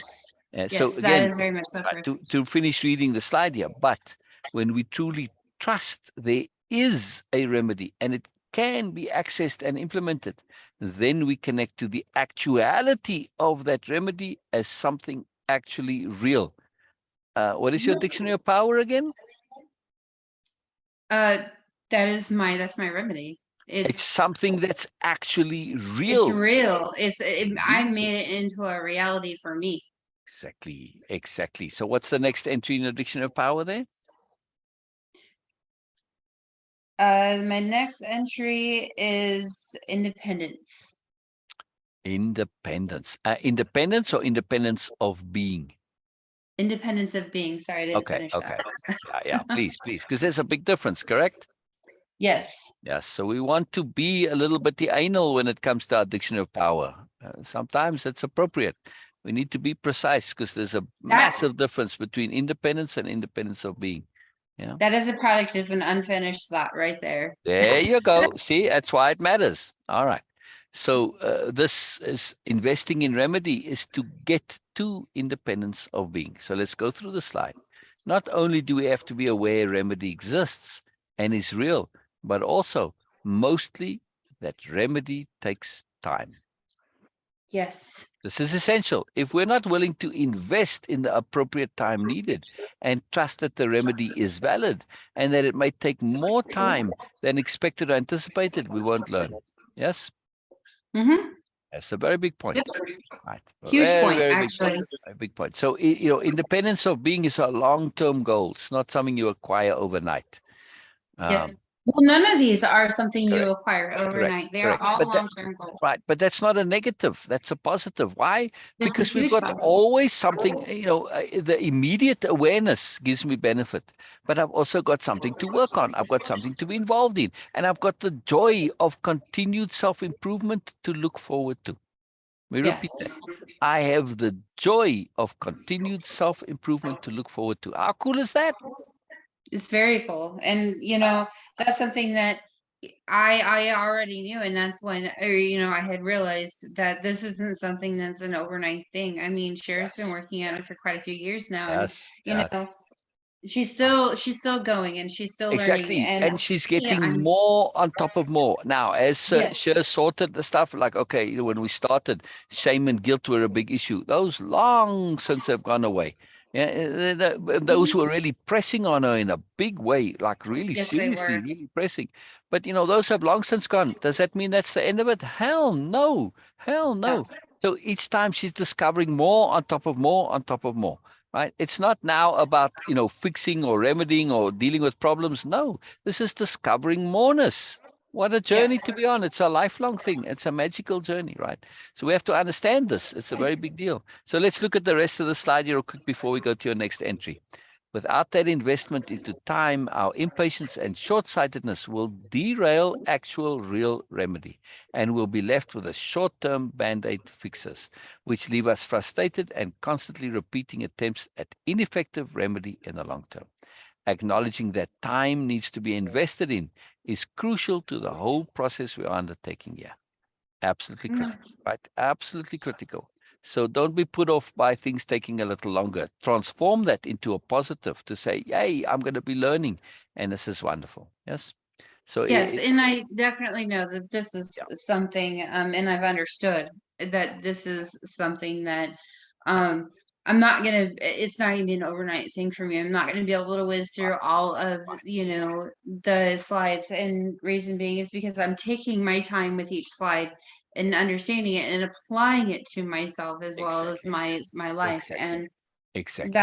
that's what's necessary for me, So when if we are basically buying into this idea that I need it now, I want short term, and I don't want to invest in all this, then I'm being controlled by ideas and beliefs from outside, That's expectations, which is a habit. right? Which means I don't have independence of being.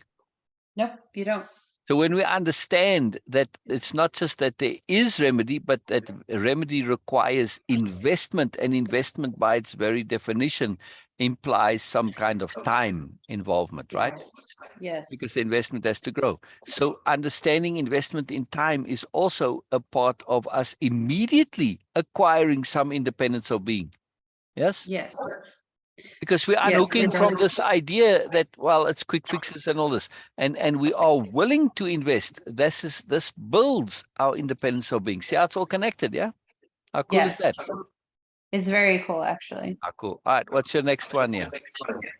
The other one is difference between superiority and equality. Oh, very cool, very cool. All right, let's see how this fits in with the tasks and exercises. Did you do these tasks and exercises?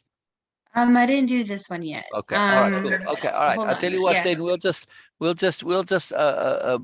things up with going through the rest of your dictionary of power, and then for next time go through the tasks and exercises. They're very potent. They very do them. Right Yes, out. I did read them, but I didn't write them out Right out. yet. Okay. Please, please, for next time. Please, please, please, for next time. Oh, very cool. Um, All right. Let's hear the rest. Let's keep going. Keep going. the other one is usefulness and value. Those are huge. Yes. Yes, Yes. very huge for me. Yes. Yes. Yes. So, go ahead, go ahead, go ahead, go ahead. I just, you stimulate my mind so much. I get very eager to share, but I want to No, hear go from you ahead. actually. No, no, no, no. Oh, so the usefulness and value. There's usefulness and value in being deliberate with Me. with your actions, your words, and your choices that you make. And there's also usefulness and value within myself. I am useful and I am valuable, and I don't have to be valuable to everybody or useful to everybody. The Oh, biggest thing I need to worry about is being useful and valuable to myself. why, why? um and that also ties in with humble confidence is Yes. because I'm not being arrogant about it, but I'm learning Right. m- my own self-being, my own, Right. learning to be okay with me. Um, and also the other one is Wait, before you move away from usefulness and value, I want to tie mhm, into them as conceptions. Yes. yes. And as a conception, I say, why is usefulness and value useful and valuable to me? Because there are implied questions. Mhm, they are. And do we do this? Do we say, where's the usefulness and value? We don't. No, For the we most don't. part, we just accept. So the BMN comes along and he says, you know what? You've got to be king of the world and you've got to dominate everybody and you've got to be the toughest and all this other crap. I say, where's the usefulness and the value in this? Uh, uh, it all implodes when you get to actual usefulness and value. Actual Well, usefulness. Actual usefulness, not perceived, not believed, not yes. bullshit, but Yes, actual, exactly. right? So when we ask, where's the value in this? Where's the usefulness? It changes everything. Yes. It does, especially when you make it your own and not something that somebody else had told you or had shown you. Um, Exactly. and that's the thing is for so long, I had a huge misconception of my usefulness and value. Right. And I'm learning to change that. I'm learning that there's more to me than what I Exactly. perceive. So my usefulness and value um about myself increases. It Exactly. makes it And it's so much also better. about it's about, for instance, I'm saying this. It's not usefulness and value in this context here as conceptions. Isn't just about your own usefulness and value. It's about the usefulness and value of anything, right? Yes. And you're asking. In other words, you are saying, when I look at something, what is the usefulness and value? Right. And so now when we look at our dictionary of power, all of those things are useful and valuable. Why? Because they're power tools. They provide us with usefulness and value simply by being a Yes. tool. If I need it, I can use it, right? Yes. So And I was about to get to that point. this idea, this concept of usefulness and value gets us to look at the world differently. We don't just accept things as supposedly being useful and value. We actually check. We ask how. Sorry, your bullshit, Mr. BMN, Mr. Narcissist, doesn't really have value. It's hollow. So this gets us to actually see if there's real usefulness and value. It makes us look at the world differently, correct? And it makes It us does use our make time more efficiently. Yes, it does. And that's where I also was going to get to is that, you know, I used to think that I had the thought that, everything brought emotion to me. There was emotion in everything. There's Oh, energy in everything. exactly. However, I can Exactly. choose whether or not that energy is useful and valuable to me. Precisely. And everything is about energy. That's why it's called way of impeccability, because impeccability is the best use of energy. All revolves around energy. Yes. So usefulness and value says, am I utilizing my energy to give me usefulness and value? If I'm not, then am I not wasting my energy and my time? Yes, yeah, and you are. And that's the thing is that like when somebody's being not so nice or, a bully, is that useful and valuable to me to respond or to, Exactly. give them that time of day? No, it's Exactly. not. It's Exactly. wasting my time. It's wasting my effort, my energy. Exactly, I don't want to do that. exactly, exactly. By the way, when it comes like that, it's not the people like that are black holes. Be a man's narcissist, black holes. Hmm. So the powerful thing, the understanding, if you're out in space, what is the critical thing you need to know about a black hole? That they will suck you in like there is no tomorrow. Right. Now, the problem is with the black hole, yes, there's an extra factor that's involved that's not very obvious. And the Distort. thing, it's called the event horizon. What Oh, is okay. right? So the event horizon, what this means is it's that area, that line, when you cross that, once you're inside there, this is where you have, it starts to, you can't get away anymore. In other words, like if you're in a spaceship, the suction power of the black hole is greater than the power of your engines to move away, right? Mm-hmm. So don't cross the event horizon. It's like that slippery slope, Exactly. right? It's very Yes. key. Once you're in it, you're screwed. Yes, you might know it's bad, but you can't get too close to a black hole, in other words, because if you get too close, you cross the event horizon. It's very hard to see where this is. Yes. So Yes. be aware that when it comes to black holes, stay the F away from them, right? Know Yes. that there's an event horizon that you can't necessarily see.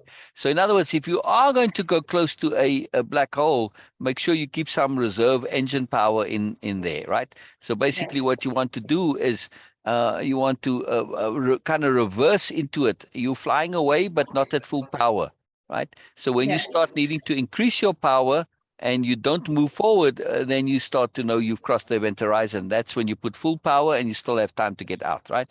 So Mm-hmm. this is very important. So when you deal with somebody who's a BMN, you touch them lightly, you're staying away. I'm keeping my power to get away in reserve, right? Because if I go at full power, I've got no reserves, I can't get away, I get sucked in. So very, very simple, very critical point when it comes to dealing with things like this. Very, very powerful Yes. understanding, very useful. So BMNs and all of these bullies, they're all black holes. You can't fix them. You got to leave them be. Yeah, And because there's with bullies and black holes, there's always just a small amount of like a shred, I guess, of red flag that you can see that's and you're like, exactly. nope, no, I don't want that. I'm That's good. again slippery slopeness, right? That red flag is, Yes. oh, we're flying near the space, and suddenly, in order to, I've got to increase my power, my engines. That's the red flag. There's no real logical reason for it, but and suddenly I'm being asked to spend more energy for no good reason. I'm near a black hole. Yeah, very Yes. important to understand. So pay attention to those red flags and don't ignore them, because you end up in the slippery slope, or you end up crossing the event horizon, and the next thing you're sucked in. Oh, And I was a very, very pro at important. ignoring Again, them. this is I specifically talk about black holes in this in the book, and go into Yes. detail that you can really understand this fully. Again, the value of this book. I'm not just promoting it for my own benefit here, people. It's not just empty. It's directly pertinent to self improvement and self awareness and self discovery. Stuff that you need to know in life. Is stuff you need to know. Because if you get sucked into black holes, how long were you in a black hole in that relationship and the other relationship, Jessica? Years of there's 5 years, there was Thank two, there you. was, I mean, Exactly. I mean, and I basically, you could ignored say every red until flag. embracing your moreness, your whole life has been inside a black hole, pretty much. Yeah. Yes, it has been up until recently. Exactly. Exactly. Um, Exactly. the other one is patience. Oh, a superpower. A superpower. Yes. Yes. Yes. Yes. Yeah. Patience is a huge one for me. Yeah. Yeah. Yeah. Um, I mean, I always perceived myself as patient. Um, but in not in the ways I wasn't patient with myself. I Yeah. wasn't patient. Then in turn, I Yes. became very impatient of other people. Yeah. And the phrase hit home a lot for me is I cannot expect me and others. Yeah. Yeah. Yeah. That was huge for me. Exactly. Um, Exactly. Now, how is patience connected to arrogance? Patience is connected to arrogance in a way of, you know, and I guess in my view of it, arrogance is still kind of a form of patience, but a blown up form of patience. It's And like like, it's impatience, isn't that the connection? Yeah. yeah, but arrogance is not. I mean, arrogance can be shown in patience as well, but in a misconceived. And that's what I'm saying. When we Yeah. impatient, aren't we being arrogant to expect the world to work according to our timetable? Yes. Yeah. So that's the connection from patience to arrogance is via impatience. Yes. Yes. Ah. I could think I'm being patient though. However, Right. Then that's but an arrogance too. It's false patience. yes, Yes. Yes. yes, I can. That's how it's connected to me. Is Oh, I I see. can I get think you. that I'm being patient, but in reality, I'm like, okay, anytime now. Yeah, you're basically bullshitting yourself. Yes, Again, when we exactly. become aware of wow, how absolutely critical bullshit is and how big a deal it is in the world, it's Yeah. astonishing. It's how it changes stuff. Yeah. Yes. the Alpha Truth habits and bullshitting yourself is very much so all connected Exactly. together. So that's a Um, wonderful way in which you connected patience to arrogance, is to say, well, I bullshit myself that I'm patient, but I'm not really. Yeah. Yeah. What? yeah, exactly. Especially when it comes to my son, like Yeah. why can't you, it's kind of like, okay, I'll be patient, I'll be patient. Yeah. But then there's that little that part of me like, well, Yeah. okay, I'm saying I'm being patient, but however, I Yeah. want him Yeah. right But there but come on now, where I'm change already, grow up already. It's like stop being a jackass already. It's like, come on, yeah. he's a tween. So yeah. Yeah, but I'm not. Yeah, but I'm not being paid. See, Yeah. this is where Sharon has upped me on this one is because she's dealt with Yes. tweens. I Yes. have not. I've only dealt with myself as a tween. I Yes. cannot. You know what I mean? Yes. Yeah. More kudos to her on that one. Yeah. Um, It's too in powerful, patience. celebration of others, not just celebration of myself, but learning to celebrate others in an appropriate manner. And to celebrate their difference. Yes. Yes, Yeah. that's the yes, exactly, Yeah. and that's what I mean by that is Yeah. Yeah. Put it there. celebrating. Put it there. Add it there. Celebration of others, or just make an entry right underneath it. Celebration of difference. The two are very connected. Yes. Yes, they are very That's, connected. that's the point here. Yeah. Yeah. You're celebrating somebody as their own individual. Exactly. You're celebrating their difference. Exactly. Yes.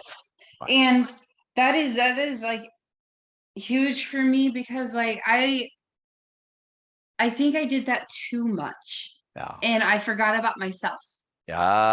Yes. Yes. Yes. Yes. Yes. I always celebrated people for their own individuality, for their own thought processes, their own unique ways, but I never celebrated me.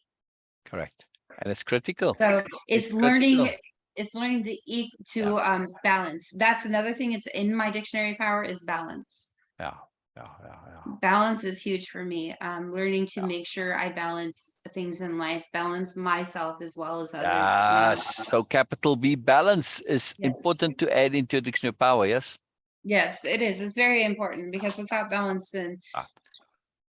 it's I just want to make a quick comment here. If we look at my painting behind me again, and basically the name of this, by the way, I should say, not basically, by the way, the name of this painting is Out There Beyond the More, Self-Stitching Murmuration. Yeah. I can So see it. Yeah. yeah. Now the reason why I want to put this and look at this again here is because this is it's in balance. There's balance in this painting. Yes.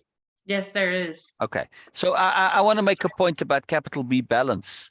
We tend to think of balance as sort of being, very narrow and restricted and even, in other words, right? Like exactly this and exactly that. No, balance comes in many, many, many ways. Yes.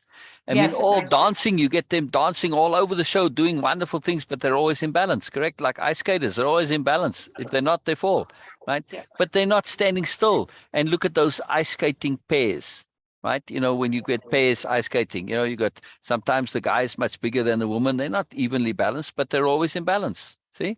So Yes. balance isn't about evenness. This is the point I want to make. It's not about evenness. And it's also not about either or. It's not about opposites. Yes. You can have many things in balance. Look at nature. It's like all over the show, but it's in balance. Well, when it gets out of balance, then it's a mess, right?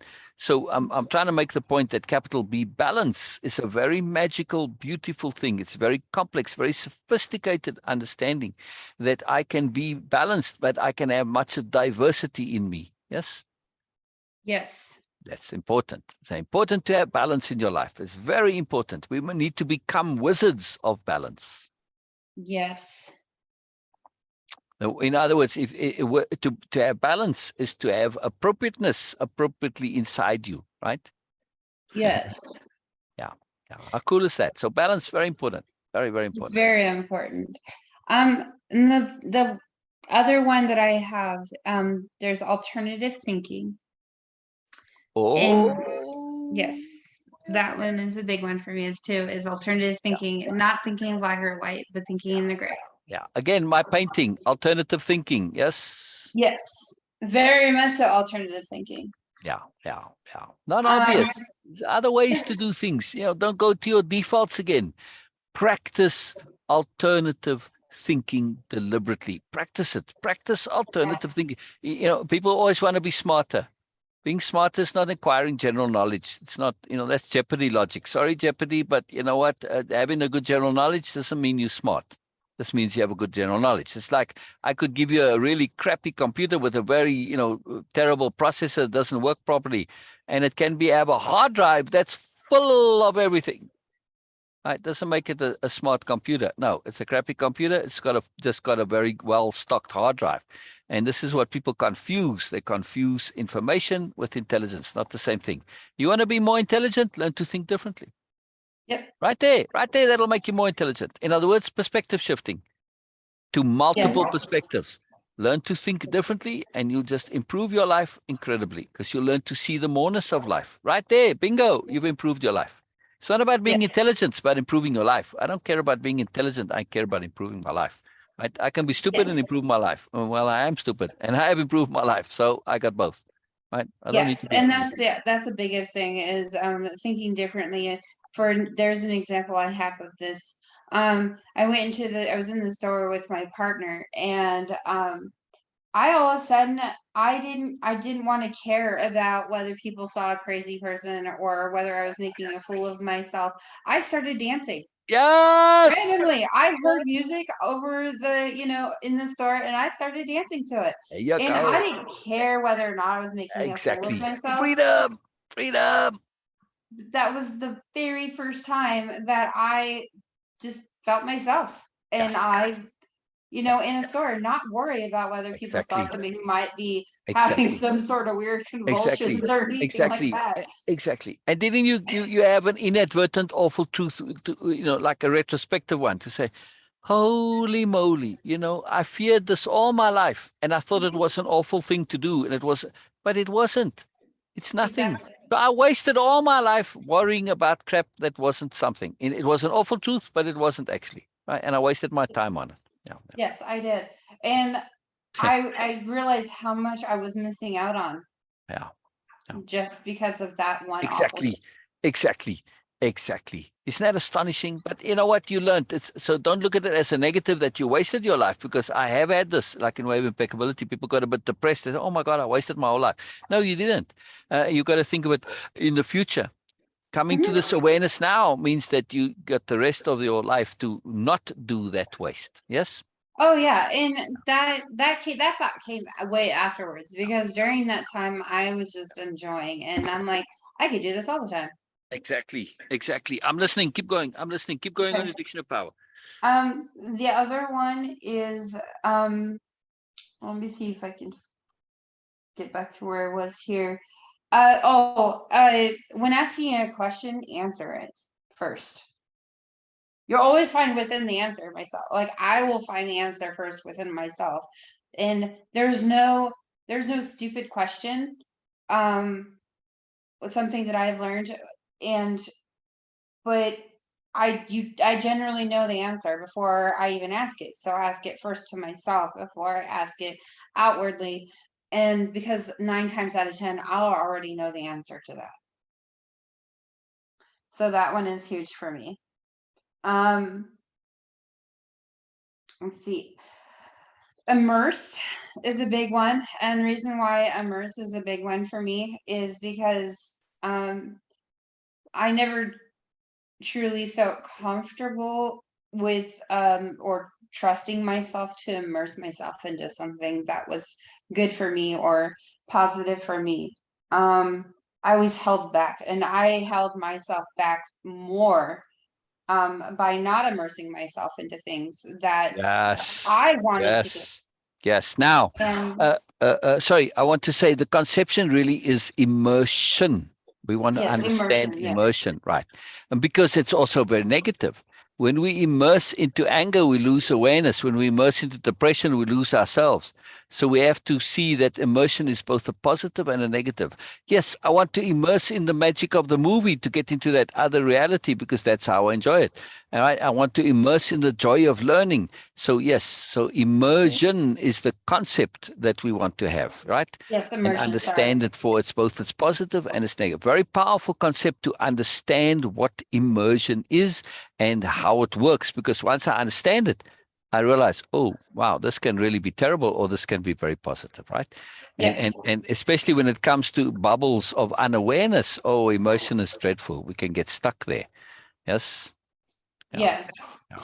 Yeah. And the other one is not necessarily a word, it's more of a phrase for me, so I can better connect and understand it. Yeah.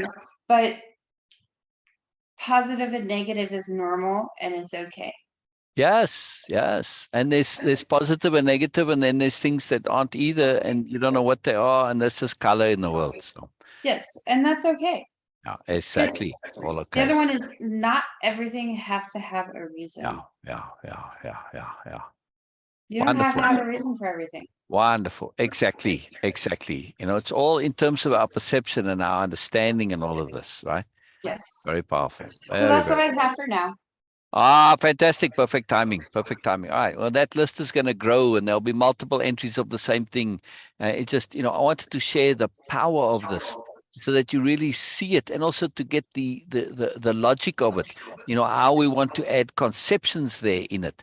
Because, like you see, the difference between immerse and immersion is quite different, right? Hmm. The one is a doing, it's an action. The other is a conception.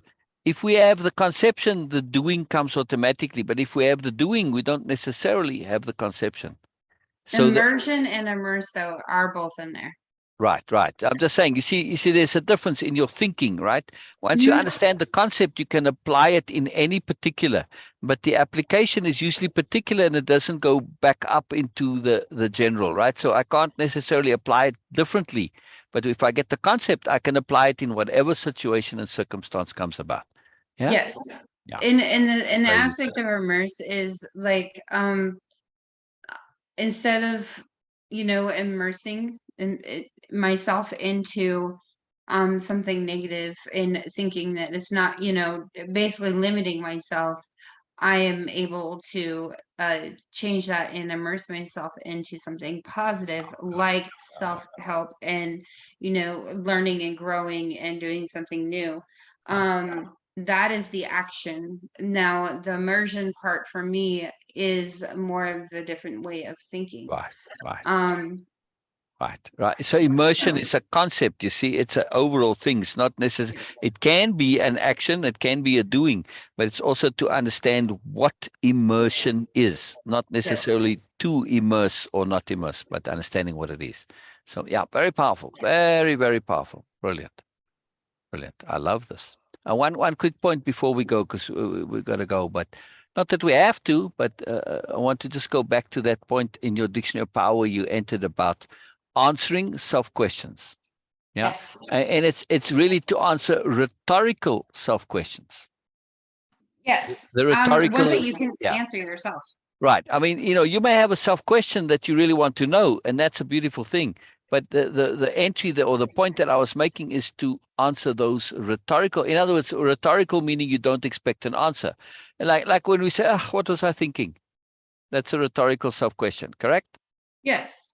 But I'm saying, and what I'm recommending there is that why it's in your dictionary of power is to actually answer those. Don't take them as Mhm. rhetorical, because if you really sit down and think, well, yes, what was I thinking in that moment? And then you think it through to the end and you figure it out. You're going to have a profound moment of awareness. You can say, oh, you know what? I actually wasn't thinking. That's usually what that means. Why wasn't I thinking? Because I was immersed in a bubble. I was caught up in habit. I'd lost my balance, whatever. See, you get to this awareness. And now you get back to our last week focus, which was habit.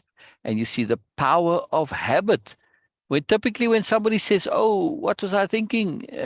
Typically they were caught up in the habit of unawareness. Yes. Yes. A habit of not living deliberately, to bring another of your power conceptions in. They were in the habit of not living deliberately. So we Yes. can use habit positively. If you live deliberately, if you're in the habit of living deliberately, you don't have those crappy habits, which are unawareness habits, which could, because deliberateness is also living in awareness, correct?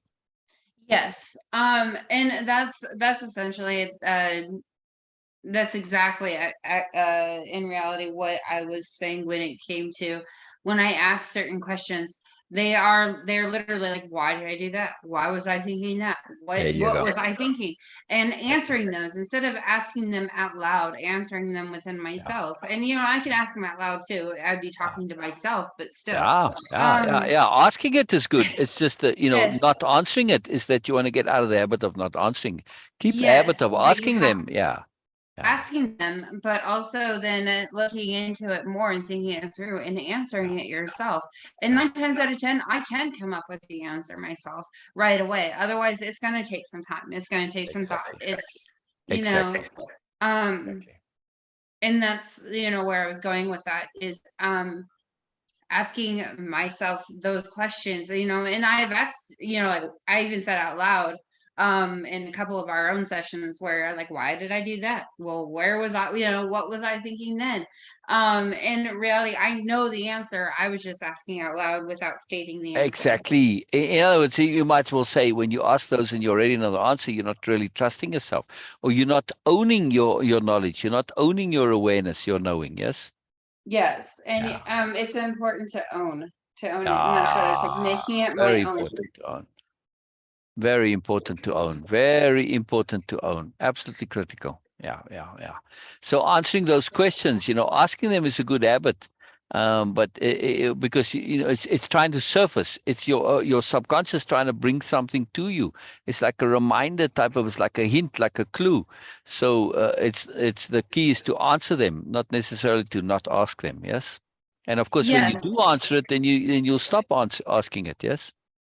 Yes, exactly. And I have realized that, over time that, you know, and it's just one of those things that you ask yourself a question, yeah, you answer Yeah. because that's why I talk to myself a lot. Yeah. I, Yeah. I I ask myself questions all the time. Right. Just get in the habit now of But answering them. You're going to see some incredible power come out of this. oh yeah, no, I do. I Yeah. definitely do that. I don't All always good. do it at first, Yeah. because there's some things I'm still working on, Yeah. but and figuring out, and so that's why I haven't answered them fully yet, but I will get there. Wonderful. Wonderful. Yeah. It's powerful. We don't think sometimes then, that we asking this question. We don't even, not even aware that we're asking it. But when we do start paying attention again, too, you're learning to be more deliberate, right? Yes, you're learning to Yeah. be more deliberate in everything that you do Very powerful. Very, very powerful. Wonderful. and in the Wonderful. way you think. Wonderful. I could keep going all day, but I'm running out of steam and I'm getting hungry and all sorts of things. So, but this is the magic of what we do. It's too exciting, right? It's just we just want to keep going. We just want. There's always more. There's always more. Yeah. There is always more. I could Too go on wonderful. forever. It's too wonderful. Too wonderful. All right. Magic. All right, Jessica, we'll catch you next week. And Yes. I'm keen to, keep doing the writing out your repeat backs and your takeaways. Train your brain to be able to do those. That's the exercise, right? That's why we do Yes. it repeatedly. We want to make this a default, really, as it's an incredibly powerful skill, and it helps us to practice our communication. There's all sorts of magic to it. I've gone into that in the pre-program program. But yeah, keep doing it, and we'll go over this investing in remedy and whatever comes next after that, because that's what we want to focus on. We touched a little bit on investing in remedy, just to complete it. It's actually very basic and simple. Actually, before we go, um, It's basic and simple, but so much more.